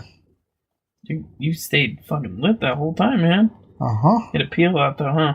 Oh, yeah, because you break the seal early. Oh. You break the seal early. I could do an entire, like, season of episodes on my 1 year in Rome. And my roommates. I had in my first semester especially, I had some really fun roommates. But they all left. Too fond of roommates, apparently. Oh, no. So there's no such thing as too fun. But anyway, did this tent leave? I stumble upon this tent, right? Yeah. And there's a bunch of people, like, standing around it, looking at it, like, pointing. And I can't say that there were cell phone cameras. There were. I had one. I had a pretty nice one, actually, for the time. But there was no iPhone XS. yeah, there was no, like, I don't think that they knew what a megapixel was at that point in 2004. Jesus. But what it was Microsoft advertising Halo 2. Oh, awesome. And so I've never played Halo. Really? Yeah. This is the closest to the Halo games I've ever gotten. Yeah. And are they called chrysalises? No, that's StarCraft. Flood? I don't know. They had an alien in a bio in a chamber, basically a freeze chamber, and they were carrying it out. Yeah, in a cryo. Was it an elite? I don't know. What did it look like? I can't remember the details of Lord, the alien looked like. But until I saw them carrying out the alien, I was like, "Oh shit! Anthrax in the plaza!" Like This is during the anthrax scare. This was right after. Yeah. This is 3 years after 9/11. Anthrax in the plaza. or smallpox or something like that. Yeah, some crazy disease. And then they pull out this really, like, it was a good, like, puts anything you get at Spirit Halloween to shame. Yeah. But they pull it out and they load it on this truck and they go. And then they wheel out Xbox consoles for people to play the game. Halo 2, Yeah. Dude, I was MLG in Halo 3 and Halo Reach when I was like 10 and 13. I don't know what that is. Major League Gaming. Like I played that and I got paid for it. Like we played competitively. And like even Halo 4 and Halo 5, when Halo 4 came out, I was so excited. Halo 5, I didn't play competitively at all. Why are you here? Like, you've done some shit that I've you done should some be pretty cool doing shit. something more than just we just nerd. There here. are far better people at anything that I do than I'll ever be. I'm gonna go ahead and call bullshit on that, Raleigh. Buddy, no. I play with somebody who has never done anything professionally or competed, who is so good at anything first-person shooter. Like True Killer, if you're out there, check him out on True Killer 205 on Twitch. He's got a great Twitch page. That man is amazing, and he is stupid good at video games. And like, I have been out of practice, but compared to me, he's a god. Like, oh, I love him. Yeah, we're gonna get you out of where we're at. I need to be a voice actor. That's what I want. Oh, that'd be fun. Mm-hmm. I'd love to do that. Dude, imagine it. It'd be so much cool. It'd be so cool. It would. Getting to meet the guy who plays Scrooge McDuck on DuckTales right now would be so cool. Anyways. Do you know his name? He's a doctor. If you can't tell me his name. Wait. His name is not... It's not... is it David Tennant? It is David Tennant. Ah-ha-ha! There you go. Okay, I got the David Doctor. All right. But, oh my god, the entire voice cast of DuckTales, So good. 10 out of 10 would bang. Mm-hmm. Like, all of them. Especially Webby. She's really hot. She's not even really hot. She's just super funny. Anyway, so let's talk about one of the cases from A Sobering Coincidence. Mm-hmm. This one is one that a lot of people have heard of, whether they've heard Missing 411 or not. So I feel like this is a good place to bring these type of cases in, because I'm sure the uninitiated will, at least if they're listening to this, they'll be somewhat familiar with these cases. There's a guy by the name of Henry McCabe. Henry McCabe. He was the revenue auditor for the state of Minnesota. Mm-hmm. Okay, really well-respected man, upstanding citizen, pillar of the community. Mm. And one night, on September 7th, 2015, he goes out with his buddies. Oh, so this is the recent case. Fairly recent. Mm. Goes out with his friends. They have a good time drinking. Right about 2:30 in the morning, his friends drop him off at a gas station. He's like, just drop me off here. I'm going to go inside and get something, then I'll walk home. It's just a few blocks. Right? I think we've all kind of done that at some point or another. Right? And so they drop him off at a holiday gas station. And I'm good. 2:28. Mm-hmm. He calls his wife. So they when they talked to police, they said it was around 2:30. Mm-hmm. But the voicemail he left his wife was at 2:28. Exactly. And they have record of this. Yeah, they have clearly. Because what happened is his wife was asleep because it was 2:30 in the morning, and he left a voicemail. And this is what is really unnerving about it. Can I read it? No, you can't read it. No. But we have it live? Or not live, but recorded? We have the recording. Let's go. So let me pull it up. I'm using my phone to pull all this up, so I apologize. We have, so there have been made public the records of this voicemail at 2:28 that he left for his wife. And this is from the station KSTP in Minnesota. This is this local news station who was covering all of this. Mm-hmm. And this whole thing. So they got a hold of it from his wife? Yeah, the wife turned it over. It's crazy. It's crazy to think that you get a voicemail from your husband and then this. Right? Oh, damn it. Well, you know what? This is the problem with live radio. Yeah. And being incredibly unprepared. Yeah, that's fair. Hey guys, welcome back to my channel. Nope. Yeah, alright. Yep. I don't want your channel. I want this. He was this giving thing. a YouTube intro? Right? I want KSTP. KSTP. Anyway, so I'll pull this up, and while I pull this up, I'll explain what happened. Yeah, a little more. it. So, 2 months later, 2 months. they find the body. Where? On November 2nd, in Rush Lake, it was found by a kayaker. Oh. Yeah. And the sheriff said it was a freshwater drowning. Right? But here's the thing, is when a coroner does an autopsy, they are only checking for long haul drugs. Mm-hmm. So, like, your cocaines and your marijuana and your oxy and all of that. They're not looking for drugs that come out of your system really quickly. Mm-hmm. So they paid for another autopsy. A second one.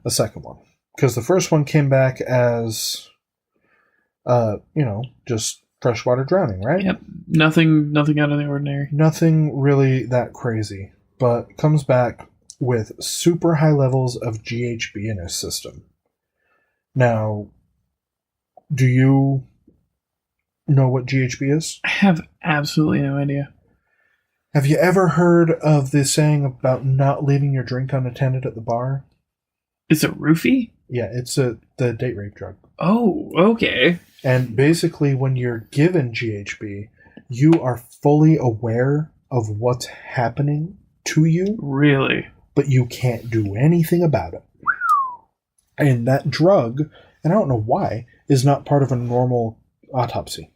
I mean, it seems like a drug that's not super easy to get a hold of. Or you'd hope so, at least. I mean, you would hope so, but it is. Oh, it's God. very easy to get a hold of. Is it used in the medical field at all? Not that I know of. Then how is there easy access to it? Same way that cocaine is pretty easy to get access to. Yeah. All right. You Fair have enough. people who sell things. Yeah. All right. And in a lot of these cases, when they go back and do a second autopsy, they'll test for GHB. And when it does come back, super high levels. Mm-hmm. This drug works its way through your system very quickly. Mm-hmm. So they're getting the drug somehow. Yeah. It could be through a natural phenomenon. Who knows? And if it's 2 weeks later, this guy was... 2 months. 2 months. Oh, it was 2 months later. 2 months later. This guy must have been pumped full of it. Right? And the levels in the system are nowhere near normal. They're so far off the charts that there's... they're just not normal. Like, it wouldn't be like dropping a roofie in someone's drink. Yeah. They're well beyond how much you could put in Did they drink. determine how long the drugs had been in his system when they found his body? Or how long he's even been dead? It definitely wasn't 2 months. Yeah. Because by that time, there wouldn't have been much left of him. Not at all. I couldn't find the exact, the date. Yeah. That wasn't in any of the interviews. Again, someday I'll have the book. Mm-hmm. I've got Sober and Coincidence on the way, and then I want to buy Law, and then I want to just start at the beginning. Mm-hmm. So, and then we can do a follow-up. Yep. Because when we do this, another episode on this, I will have the books. All right. So here is a little bit of the recording from KSTP, the channel out of Minnesota. With Fidelity Wealth Management, straightforward advice. You gotta get through those ads, man. I pay for YouTube Premium. Are you on YouTube? No. Or are you on an off-brand site? I'm an off-brand site. Yeah, so do I. I pay for YouTube Premium. It used to be called YouTube Red, which I want to make the point is a It's better. a voicemail unlike anything you've ever heard before. There are 2 minutes worth of noises, bizarre ones. But very little actual talking. Authorities confirmed the disturbing middle-of-the-night call came from Henry McCabe's cell phone. It was Labor Day, September 7th at 2:28 in the morning. McCabe's worried wife heard the message. Isn't my cell phone connected? Minnesota Community Policing Services is a nonprofit agency and acts as a go-between with police and the Liberian community. The leader is trying to help the family make some sense of this recording. The growls turned to high-pitched moans. Like- So, Like he's moaning in pain. like moaning in pain. The tortured grunts suddenly stop. There is silence. Then someone, either Henry or another person, says, "Stop it." I try to picture where he was, what it might have been like, Voicemail Crazy. unlike So, anything yeah, you've ever that- heard. So, growling, and then a pause, and then he says, "Stop it." That's the whole recording. Yeah. Wow. And, to me, it sounds like a seal barking. Mm-hmm. That, again, that might just be because I'm a horrible person, or it could just be, but every time I've heard that recording, and I've heard it several dozen times, Yeah. it sounds like a seal. My guess is the KKK. It only makes sense to me. Wow, why you gotta bring race into this? Because the KKK abduct everybody. You just don't know it until you feel that little... KKK are the Greys? Yes. Mhm. Mm. It was it's a little known fact that the Gray Men were founded the KKK and perpetuated it. Yeah. So they could be blamed for I things. like to take the line from the one of the very first movies, Mhm. Birth of a Nation, where you have two white women on It's the a terrible beach, movie. and then the African American folk come along, and they're having a picnic. The white Yeah. folk are, and so they don't want to be seen, so they hide under the blanket that they're sitting on, Mhm. and it looks like ghosts. And a white man watches the girls under the blanket and watches the black man get scared of it and run away, and so he decides To put a bed sheet on his head. yeah, and that's how the KKK is born. And it's the whole movie. I had to watch it for class, and Same. it was just They remade that movie. they did. I want to watch it I want to just- watch it just to see the difference. just Like, see what- because I've seen the 1914 version. the 1914 version is like one of the first movies, and looking at it retrospectively, like, god damn, that movie is messed up. But Well, I mean, by modern cultural standards, that movie is awful. But Mhm. by filmmaking standards, is still a decent movie. I still don't understand why they show it every time. Every film class. Every film class has to show it. I think it's like one of the first theatrical releases that we still have record of. That's probably it. But yeah, Stupid movie. All the same, though, this gentleman just disappeared after this. Yep. Without a trace, knowing that he was going to the Holiday Inn. Was there any follow-up with well, anybody? not Holiday Inn, Or excuse me, the gas Holiday station. Holiday gas station. Was there any like follow-up with like the Holiday employee of that night, or was there any cameras on him at the time? What- This is 2015, for God's sake. Yeah, so People go the disappear. cameras didn't But- really show anything. That's crazy. But I don't know. I couldn't find anything on the employee. Again, all of my information comes from trying to read on the internet and like the interviews that David has done. So, Interesting. thank you, KSTP, for that amazing report 3 years ago. Mm-hmm. But and hopefully for allowing us to use the audio, please. Probably not going to flag it. If this isn't already flagged, you're not going to get flagged. Fine. Right, but all the same, I'm asking permission and begging for forgiveness at the same time because I'm new to this. Mm-hmm. This is why I've been like really afraid of using any sort of audio on our shows, which is why I don't know how to like have it come in. You heard the terrible noise that happened when I tried to click the buttons that were supposed to do it. Uh-huh. It was Yeah. awful. Yeah, I don't want that noise in the show. So, although it would be nice under our intro for Ouija School here. Yeah, like a dead cat screaming while being hit with a weed whacker. While having a... Orgasm? No, I was going that way, but I was going to say while having a minifigure shoved up its ass, but... Why are you putting minifigures in the cat's ass? Because there's minifigures over there, and I was thinking... There's lots of maybe minifigures everywhere, Yeah. but you could have picked something else. Why can't it be a minifigure? You got a problem with, loving a minifigure? I've got you a don't problem. put minifigures up your ass? I hate cats, and I've got a problem with you putting a minifigure in a cat. Something I love in something I hate. It's it's a turducken of hate. Yeah, I don't know. Why not? No. I think it's great. What would it be? A cat igger? A mini at? I don't know. I'm going to go ahead and say you can put Kit Cloud Kicker in the cat's butt. Because I have 2 of him. All right. Makes sense. Not Shere Khan. Not Shere Khan. Or Chip and Dale. All right. But Kit. All right, Kit. We'll put Kit up his ass. All right. Or Huey. Huey, Dewey, and Louie? No, just Huey. I like Huey. Huey's my favorite. He's red. Anyway.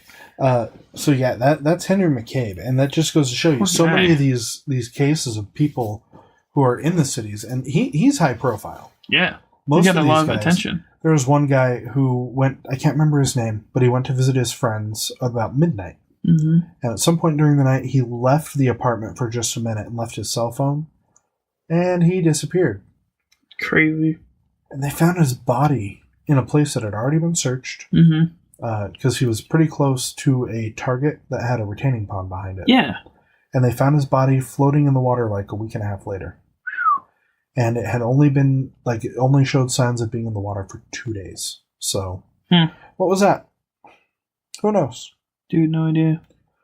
So, now I think it's time for theories. All right. I want to make it... I have 3. I have 3 running theories. Hit me with them. For your least plausible to your most. The least plausible option, in my opinion, is a alien force of some kind. They don't even have to be aliens, but they just have to be, because they're all centered around bodies of water. So they have to be either gill-breathing who can survive on land for a significant amount of time, or vice versa. So you're talking like amphibian... aquatic reptilians? Sure. Aquatic reptilians or amphibians who have adapted lungs or gills. But past that, there is the alien nature to it. It could easily be, as soon as extraterrestrial life shows up, which will probably happen someday, I am going to immediately just think of how many people could have or have been, or what can be explained by these abductions. Past that, though, that's my first theory. Aliens. Easy theory. Very convenient to just blame on everything. My secondary theory is hill people. Like you were mentioning earlier.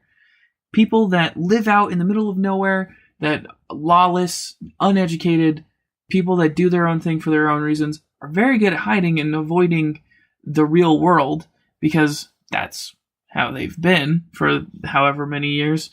And then when the real world comes to them, or they come to the real world, things like people disappearing or dying or ending up dead or things like that happen.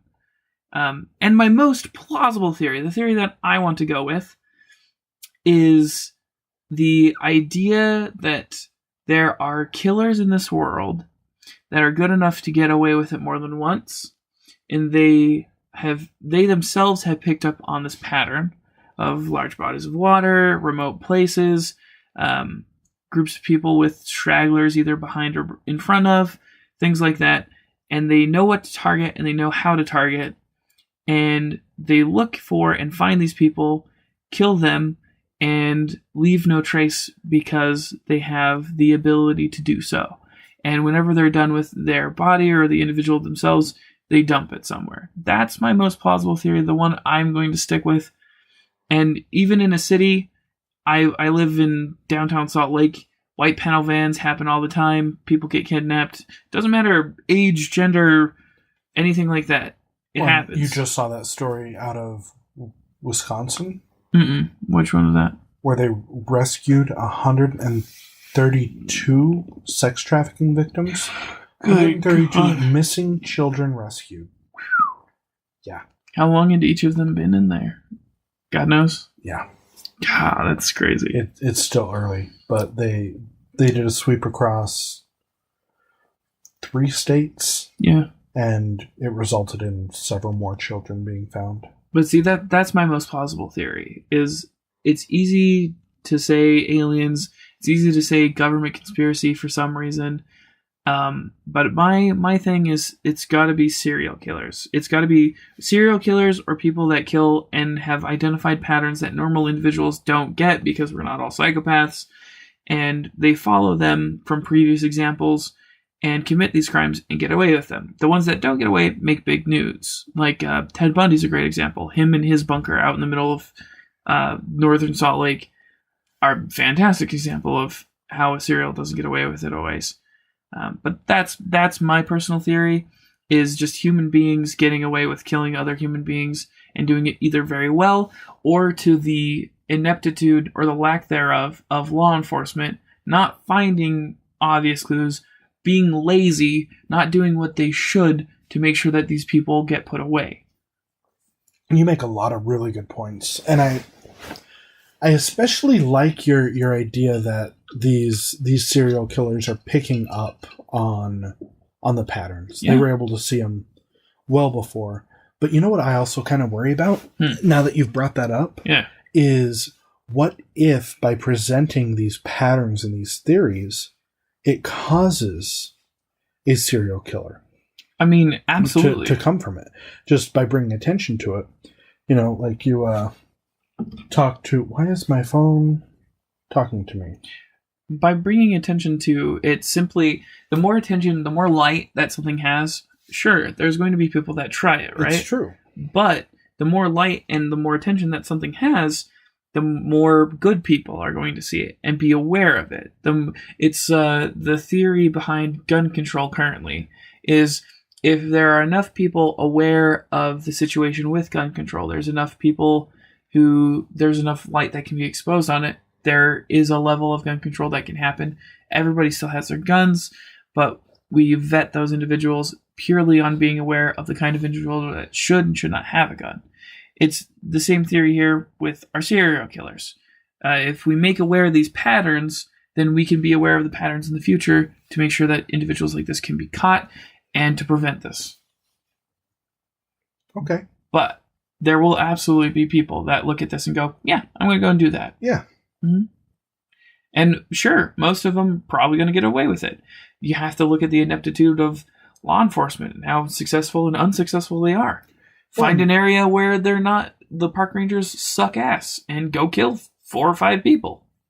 Dispose of their bodies. Maybe one hits the news. Maybe one gets the attention. Follow the criteria and you're probably fine. See, you've just made national parks that much more terrifying. They are terrifying. I have been to many. I've been to like 5.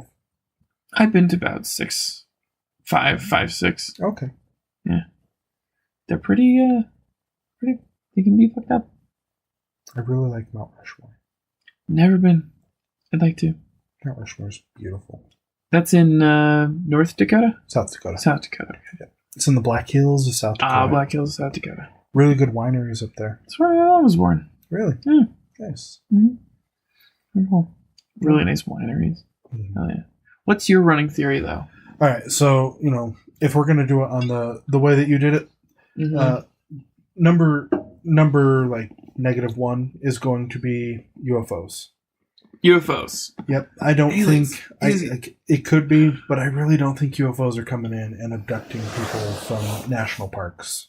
There are so many other places where people are more vulnerable and they're less likely to ever be caught. Absolutely. Like, why are you choosing the national park? The thing that makes, you know, that theory a little more likely is you look at the people being taken. Opposite ends of the spectrum.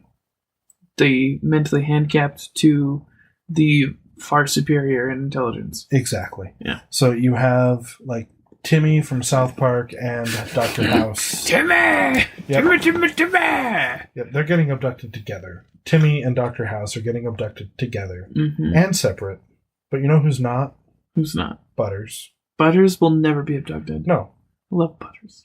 But you know, that's it. So, I mean, you do have like prime candidates for UFO abductions, but Do I think it's likely? No. Why? Because you can get to these people in much easier ways. Mm-hmm. The theory that you know I hold a little more light to dimensional jumping Bigfoot. You laugh, okay? But imagine Bigfoot. Imagine me without a shirt and a full head of hair. All right. Okay? And I'm able to jump through a portal and jump out of another portal. Uh-huh. From my world to yours. Like a smelly Santa Claus bringing you shit and twigs with berries. Uh-huh. And I'm in the woods and I'm like, oh, there's some tasty victuals. Because Bigfoot eats people. Mm-hmm. It just so happens that the really, really smart people are usually in the front. The really, really dumb people are in the back. This is true. Fast and slow. That's all it is. That's coincidence. It's hungry, interdimensional jumping, big feet. Is this your theory 0 or 1? This would be 0. Okay. Interdimensional big feet. Yep. All right. Yeah. Fair. Okay. I feel, and you know, maybe it's not Bigfoot. Maybe it's fairies. It could be. Okay. The fairies it are could doing be fairies. it. Clearly, it's the fairies. The fairies are bitches. They are. They're just mean-spirited, winged little bastards. I'm sorry, but you know what? Don't replace me with a fairy. Don't take me and replace me with my fairy doppelganger. You have a fairy doppelganger? Everyone does. Is your but mine is actually Bigfoot. Is mine female? Because I would absolutely fuck my fairy doppelganger if it was female. Whoa. Yeah. Let's lay down on Freud's couch. Hello, my name is Sigmund Freud, but you can call me Ziggy. All right, Ziggy, what's up? The fuck, dude. You're telling me if you had an exact clone of yourself that was a much more attractive female, I would not fuck me. Really? No. A significantly more attractive female. I would not fuck me. No. I'm saying I might try to fuck me. Yeah. But I would not fuck me. All right. Okay. For you who did not see the hand gestures, you cannot. Yeah. No. Take You have to be advantage like, of yourself. Absolutely. But knowing myself, if I had a fairy doppelganger out there who was female, right? That's my criteria. Gotta have a vagina, right? They have to be female. I would absolutely be like, hey, yo, you down? And they'd be like, yeah, I'm down. Clearly. What if they look just like you, but they have a vagina? Oh, man. I mean, still, yeah, just to say did it. Yeah, okay. Absolutely. And your doppelganger's down too. Yeah, absolutely. Because they're lonely. Well, they're me. I know they are. So it's okay. Okay. So yeah, that's my thing. Interdimensional Bigfoot or fairies. All right. Okay. Okay. And then more likely, I'm gonna have to say some civilization living in the wilderness. All right. As for the people in the cities, I think that they can be attributed to just fucked up individuals. Fair. I mean, the fact that a lot of these people are found in places that were already searched, it tells me that somebody put them there. That some kind of intelligence. Interdimensional Bigfoot is not intelligent. No, he's just murdery. He likes poop and eating people. Okay. Yeah. And also, like, Yanni. Yanni? Yeah. Pan flute. No? Who's Yanni? Okay. Fine. Chuck Mangione. Who the fuck are you talking about? You've never seen King of the Hill. I have seen King of the Hill. Chuck Mangione's the trumpet player. I have no idea who that is. I've seen like reruns of King of the Hill over the last however many years for like a lot, like 13 years. I watched King of the Hill, but I have no idea who Chuck Mangione is. Oh, okay. Well, they failed you. Anyway, just Kenny G. And Bigfoot's cultured. He likes Kenny G. Does he? Okay. There we go. Anyway, now that's ruined. You're welcome. Thank you. Mm-hmm. You're so good at ruining things. I'm great at it. It's my hobby. That's why none of your episodes have made it to air. Oh, ho, ho. Ho, ho. All right, I'll take that. Little pride ruined, but you know. No, your episodes haven't made it to air because the first time I was incompetent, and the second time we were way too drunk. That's fair. It's okay to just put that out there. No, I'm pretty sure we talk about human trafficking for a good 10 minutes or more. Yeah. Yeah. That's fine. So look forward to that in the future. But so you've either got the civilization there, as far as the people in the woods go. So you got your hill folk. Let's just, for lack of a better term, you got your hill folk. They are really good, and just because we have drones and aerial footage and forward FLIR, they have to learn to avoid that shit, right? I would think at some point that it's just not going to be effective. Not at all. There's going to be something that it misses. There's going to be something that it mistakes for a family of deer that's actually a family of hill folk, of cousins. Oh God. Oh. First cousins. Yeah, why did you put it that way? Well, because they're always going to be first cousins. I know, but don't. And their own grandpa. That's gross. Yeah. Oh, man. There you go. Incest, man. Picture it. I don't want to. Little lumpy-headed children. Jesus Christ, what is wrong with you? It's like the Jon Snow Daenerys situation. But, and then when you look at the cities, there's something nefarious going on there. Not to put on my tinfoil hat, but if I were looking at the cities, I'd say, no, it's not hill folk, obviously. Can't be, no. I'm going to say government. I'm going to say people traffickers that are within the government. Oh, you want to go down the Johnny Gosh rabbit hole, don't you? Yeah, they are not exclusively the government, but there are people within the government that do that shit that other people in the government are like, well, look away. Enjoy. Just walk away. Just walk away. Walk away. Just look away. And the theory that ends all theories, the theory that makes the most sense out of all of these, the one that absolutely has to be the truth, we're just waiting on photographic evidence, is Man Bear Pig. You fucker. Let's just make that We're not clear. ending the episode with Man Bear Pig. No, Man Bear Pig. It's Bearnados. Bearnados.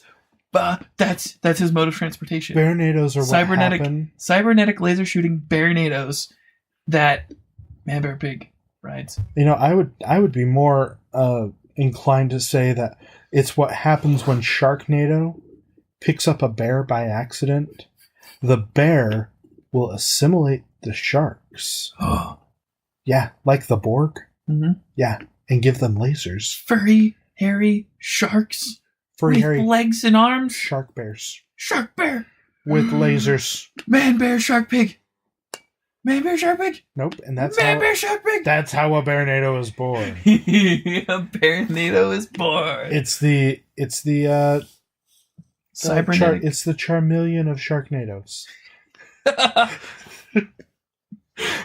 What the fuck?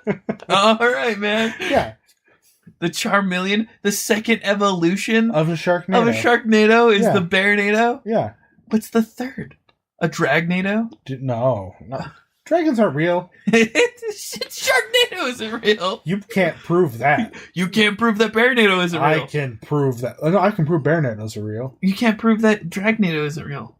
Well, I mean, You've never seen one. I guess if you want the third evolution to be, it hits a midnight showing of the Rocky Horror Picture Show. Oh, yeah. And the drag queens assimilate the fan. Just turned on. Yeah, my dad haunts this room. By itself, it turned on. Yes. Oh, it's on high. Your fan just turned on by itself. Yes. Okay, can we just talk about that for a second? No, the fan, this fan, and over there. So I've got 2 ceiling fans in this room, and 2 light fixtures with 4 lights each. Mm-hmm. If I don't turn them like off over on the wall, like so our outlet has buttons that'll push to turn on and off all of the stuff, but then I've got a master switch at the bottom that turns it off. Mm-hmm. If I don't turn it off and I just push the buttons, they will randomly turn on and off. The lights will even... It'll be like somebody's pulling the cord. That's some spooky shit, dude. I'm telling you, my dad is haunting this house. Good lord. I'm okay with it. And I mean, all he does is fuck showing with us. me. He's showing us the Baronado. Yes. Yeah, he's showing me that my theory is right. Yeah. he's selling Eureka. Yes. Because the lights are already on. But no, I definitely think that if we're going to go with the Dragnado, it's a bunch of drag queens at the Rocky Horror Picture Show. But they're all Tim Curry, and they're from Transylvania, and they're all singing and dancing, and I love them, and I want one. Can Meatloaf also be there? Meatloaf is in the middle with his motorcycle. Okay. Good. Ah, so good. Okay, as long as Meatloaf's there, because I would do anything for love. Same. I would do anything for love. I walk right through the hell and back. But isn't the chorus like, but not that? Isn't that the... Yeah. Yeah. So he won't do anything. Well, he would do anything for love, but he won't do that. I love when the singers come in. Yeah? I would do anything for love, anything you've been dreaming of, but I just won't do that. You know the song way better than I do. Well, yeah, it's one of my favorite songs. Lord. I have no idea why. All right. Anyway, so yeah, there we go. It's Baronado, guys. The Missing 411 episode. We've made this clear. The conclusive theory is Bearman Pig Cybernado. No, not Bearman Pig. Bearman Pig. Man-Bear Pig. Man-Bear Pig Cybernado Sharks. Dragnado. Meatloaf. Meatloaf is behind all of the disappearances. It only makes sense. It's Meatloaf. We just Ian Malcolm the shit out of this. We did. Holy hell. We figured it out. Go us. Yeah, high five. Couldn't hear the high five because I clapped his drink here. Well, my drink is in one hand and my other hand is holding me up. Fair. Oh, all right. So that about does it for this episode of We Just School Here. Yeah. I really hope that you guys are enjoying it. Spooky episode. Ooh. Okay. No one in any of your episodes has made the ooh sound yet in We Just School Here. I'm glad I'm the first. I'm glad you're the first. Ooh. Pop our spooky cherry, Raleigh. That was a little too much. Oh my god, it looks like Carrie in here now. Oh god. Oh Lord. Jesus. So much blood and viscera. God. Yep, see, you can definitely tell Lisa's not here. Yeah, it's a good thing. We would both be black and blue, or she would be walking out right now. She would already have left. Oh, you know what? When I put this on our server later, so she can listen to it, she'll be like, "You can't put that out." I'm like, I have to. Joke's on you. I don't have a choice. Joke's on you. Everyone took vacation. You weren't here. For good reason. I am the spare tire of this group. No, you're not the spare tire. No? You're part of the group. Oh. Am I the fourth tire? You're the fourth tire. Yeah. All right. Wait. But is Haley a fifth tire? Yeah. Or are we just both fourth tires? No. You, Haley, and Jeremy are part of this group. Okay. Okay? We don't just have you on when it's convenient. I have a paid membership to this group, though. Yes, you just do. want to say, yeah. Like, I'm the gold member. When your check bounces, then you're out. But no, you're part of this group. Like, Haley's been, brainstorming with me, Lisa, and Nemo since the beginning. And I'm writing a fan fiction with Nemo saving Christmas or killing Santa Claus. It's going two ways. This one is going to become the highest grossing Bollywood film of all time. We're going to make 1,000 rupees. Yep. God. I don't know whether that's racist or not. I hope it's not. It is, directly. But, it is? Mm-hmm. It's okay. You have an Indian friend, right? Oh, yeah. Yeah. No, it's fine. Yeah. Okay. I have a black friend. You have an Indian friend. I can make bad jokes about African American individuals. You can make bad jokes about Indian people. That's how this works. We're white. Privilege, right? Oh my god, I just heard the boycott.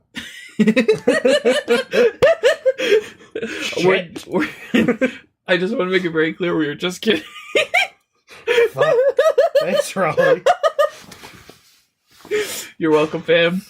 Oh my god. Are we shooting for 2 hours? Yeah. Well, I mean, it doesn't have to be. How close are we? No, we're like a minute away. Oh, let's do it. Let's exactly go at the over. 2 minutes. No, we gotta go over. What are we going over for? Because it's bad luck. To go over to hit exactly 2? Oh, yeah. Why? You don't want to hit 2. Yeah, why not? No. I go for exacts all the time. You go for exacts? Yeah. I don't. If I can hit it right on the mark. You know what? This is We Just Nerd here. We're completely unprofessional. We don't know what the hell we're doing. We don't have equipment. No, we're screaming into a Surface. Yes. A Surface Pro 4. I want the Surface Book 2. I want several things. But my thing is like $3,000 that I want. It's true. Yeah. Though, you know what we need to open in Salt Lake? Hmm. Podcasting studio. Dude, I agree. There's so many though. Oh, there aren't that many. I mean, they're not that many, but they're expensive. Yeah. Yeah. Yeah. We're gonna make we ours need to open expensive affordable. too. Okay, an affordable podcasting An affordable studio. podcasting studio. You know, We'll have the mics and stuff. No, we get like used MacBook Pros, Mm-hmm. couple boards, couple XLRs. Mm-hmm. We don't even need to soundproof it. No. We'll just hang up big, heavy blankets. We have like shag carpet and big heavy blankets. That's all we need. Yeah. Good lord. We're not even going to make it look good. No, it'll be shag carpeting. It's already going to look good. And the big blankets, they can be down. Because when life gives you a Jeffrey, stroke the furry wall. What the fuck? What? Nothing? Really? When life gives you a Jeffrey, stroke the furry wall. You've never seen Get Him to the Greek? No, I haven't, actually. That's a movie I missed. Oh my god, Russell Brand. Russell Brand is so funny. That's the one Russell Brand movie I don't think I've ever seen. I don't like. There are things about him that bug me. The dude's fucked up in real life, but he's super funny. Arthur is one of my, I can't say it's one of my favorite movies, but if I had to choose 100 movies, what happened in Arthur? What was Arthur? So Arthur is like a rich boy. Oh, and he has the magnetic bed. Yeah, I know. Yeah. My favorite thing in that entire movie is, hold my Lincoln stick. I'm in a chase. Oh, is this a chase? I've always wanted to be part of a chase. Hold my Lincoln stick. I'm in a chase. And he gives Abraham Lincoln's walking stick to a stranger on the street and just starts running with the tour guide. It's great. But my favorite part is watching Jennifer Aniston get magnetically stuck to the bottom of the bed in lingerie. Fair enough. Wait, that's Jennifer Gardner? Jennifer Garner. Jennifer Gardner, yeah. It's not Jennifer Aniston. Not Jennifer Aniston. Jennifer Gardner. She's significantly more attractive. Electra, man. Makes your mouth go a little dry, huh? Right? Yeah. I need a drink. Same. Anyway, you can find us on Facebook, Twitter, and Instagram at We Just Nerd Here. I have been really, really shitty about updating the Facebook page, so Twitter and Instagram is probably where we live right now. We are also on WordPress. I have been on a writing kick lately, so we've got articles for days. In fact, last week we did Mysterious Things of the Unknown, and that was a 5-part series. I'm planning on doing another part. If I don't do it this year, I'll do it next year for We Just School here, 2019. You should really also next year cover that on the podcast itself. Oh, yeah. Just like feedback and then tell the stories. Yeah. Mm-hmm. That was part of the intent, but scheduling just didn't work out. So a few things fell through the cracks this year. I hope the kind of big thing that I had planned, and it's a big, small thing. Mm-hmm. I really hope I'm able to pull it off. We'll see. I'm sure you will. I've so much overtime. Mm-hmm. I'm trying to get this vacation for Heather. Yeah. Oh, you're doing it, dude. I'm doing it. We're going. You're doing it. You're going. We're going to Vegas. We're going to relive our honeymoon. We're going to fucking party it up. We are. Go get fucked up. Play roulette. I'm going to have myself a yard-long giant slushy drink and get a headache and then go bust ghosts to the void. $2,000 on red. I don't have that much money. Yeah, but Jesus you're going to Christ, I don't have that much money. You've already won that much money. I've won it? Yeah. Why am I putting it on red? Because red wins. No. Yeah. No, in my experience, it doesn't. Buddy, I'm telling you, if you put $2,000 on red, you will win.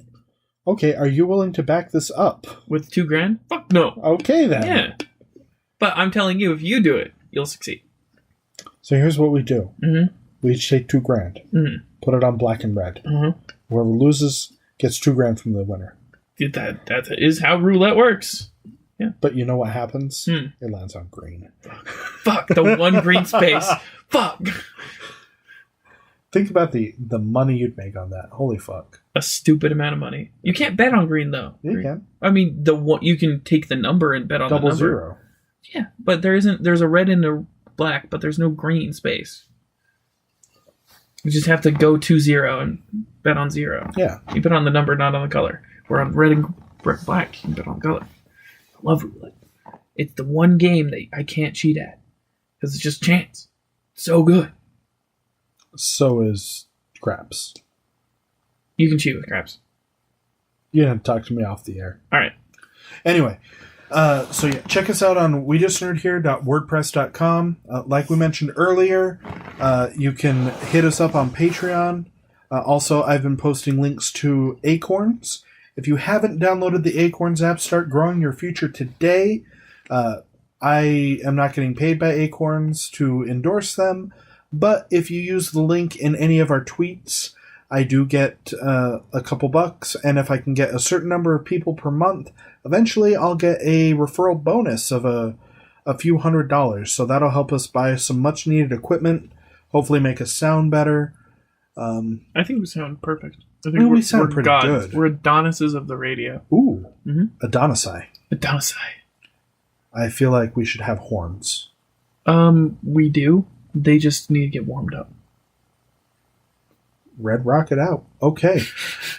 Anyway. Until next time, you can find Mr. Raleigh on Twitch at Mr. Raleigh. And that's spelled MrRalleigh.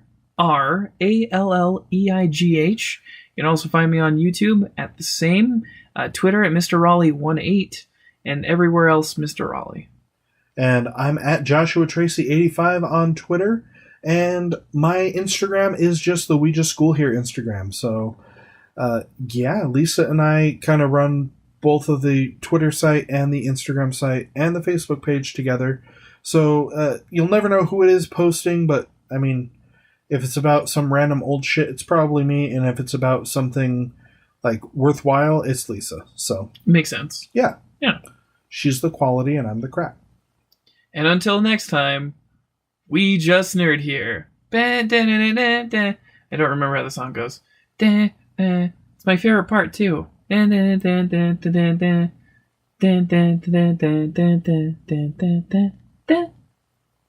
We just school here, and now you do boo. Woo! Bye-bye. Bye.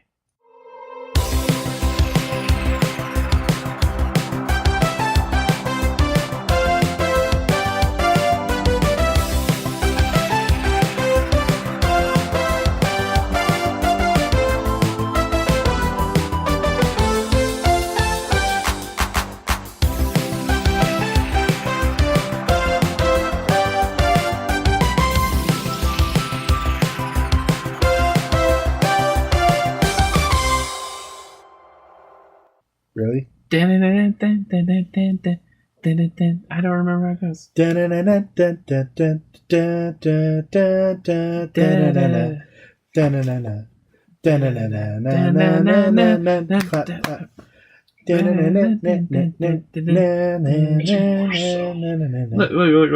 I think you're wrong. Give me a second. Maybe the alcohol. Give me a second. I'm finding it. How am I? Nope. Tails you down? Come on. Sure. Give me the outro. I want the outro. Oh, we sound awful. Till next time. Bye-bye. Bye. Fuck you. Shit, you're right. I still love it. Favorite part.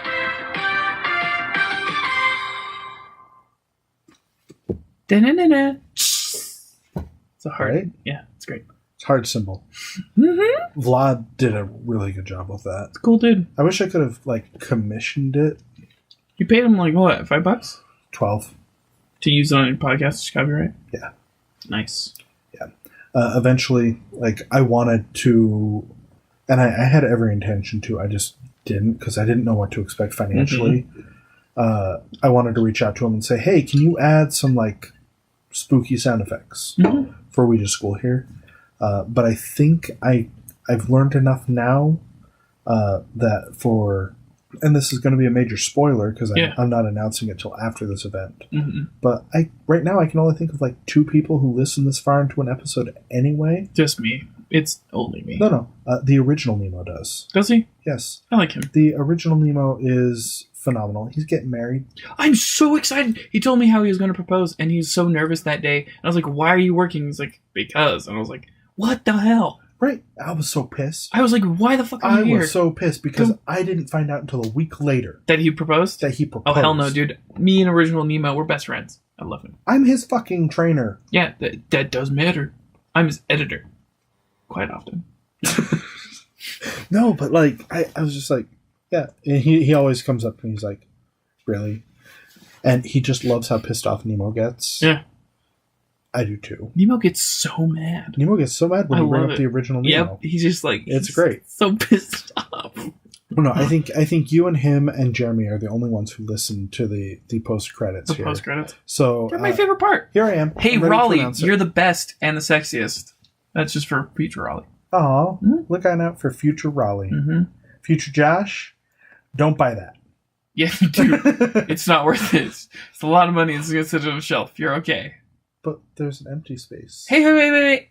Future Josh, make better decisions. Like, it's from past Raleigh. Like buying that? Not buying that. You just said don't buy that. Well, you said make better decisions. Yeah, make better decisions. Well, my decision was to not buy that. God damn it, Josh. You sunk me, you son of a bitch. You sunk my battleship.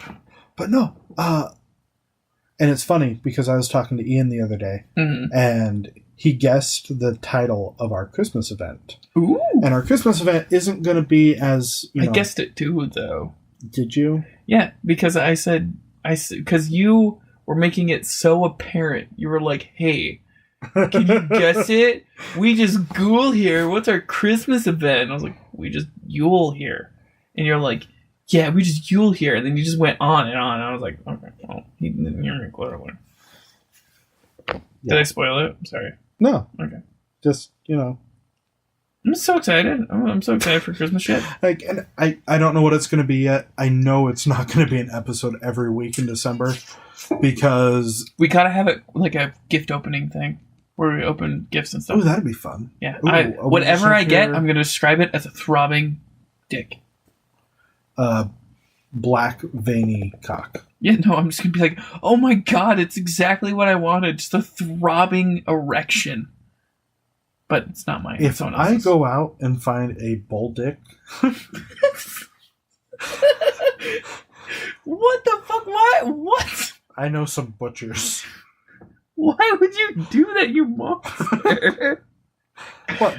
It's dead. They're turning it into steaks. They're not turning cock into steaks. They're turning it into sausages. Yeah, but you grind it up and then you eat dick. It's okay. You don't just see a dick and you're like, you know what? I'm gonna eat that. I'm gonna put it in a flower box. Oh my god, what's wrong with you? I'm gonna sprinkle like a fucking shotgun, like the scene it. from the Terminator 2 where he just like he drops the box and he has a gun instead of flowers, but instead you're gonna drop the box and it's just like this loaded cock. Yeah. Yeah. Okay, I'm in. It'll be funny as long as you have the getup. You gotta also dress like Terminator. Yeah, you gotta dress. What if I'm just naked? That works too. Okay. Dick in a box. It's my dick in a box, baby. Dick in a box. Dude, I love the Little Man. They're good. They're pretty great. They're good. It's fun. They're entertaining. At least. I loved them. No, I don't. I don't know what's wrong with me. I can't get into Brooklyn Nine-Nine. I can't. Yeah, the fuck is wrong with you? That's like adult shit too. It's not even funny young humor. I don't know. And maybe it's because I missed the first few and tried to pick up. But even then, I went back and tried to watch the first episode after seeing part of an episode, and I was just like, not doing it for me. But you gotta go in just with a you know what, I'm gonna look at this show kind of mindset. That was me, because I watched an episode of it, I wasn't into it, and then I got Hulu, and I was like, you know what, fuck it. And I just watched like the first 2 episodes, and was like, I'm gonna watch the whole series. All right. But no. You got to embrace the attitude. November's got some fun shit coming, though. I'm excited for November. I've been writing an article, and I'm probably going to have to break it into multiple parts, because I'm already 1,700 words in. That's a lot of words. It is. It is. And I got to find YouTube links and all sorts of shit. And pictures. Talking about YouTube links. For the scary stories, we should record and do audio. So Yeah. you can post the audio, but you can also post the YouTube. Because your YouTube audience is going to be nothing. Our YouTube audience is always nothing. It'll get there. You just got to keep it up. Yep. All right. So, yeah, that really does it for the end of this episode. Until Cut the next credits. time, we just nerd here, and now you do too. Woo! Woo! That's me. Fuck man, they're picked.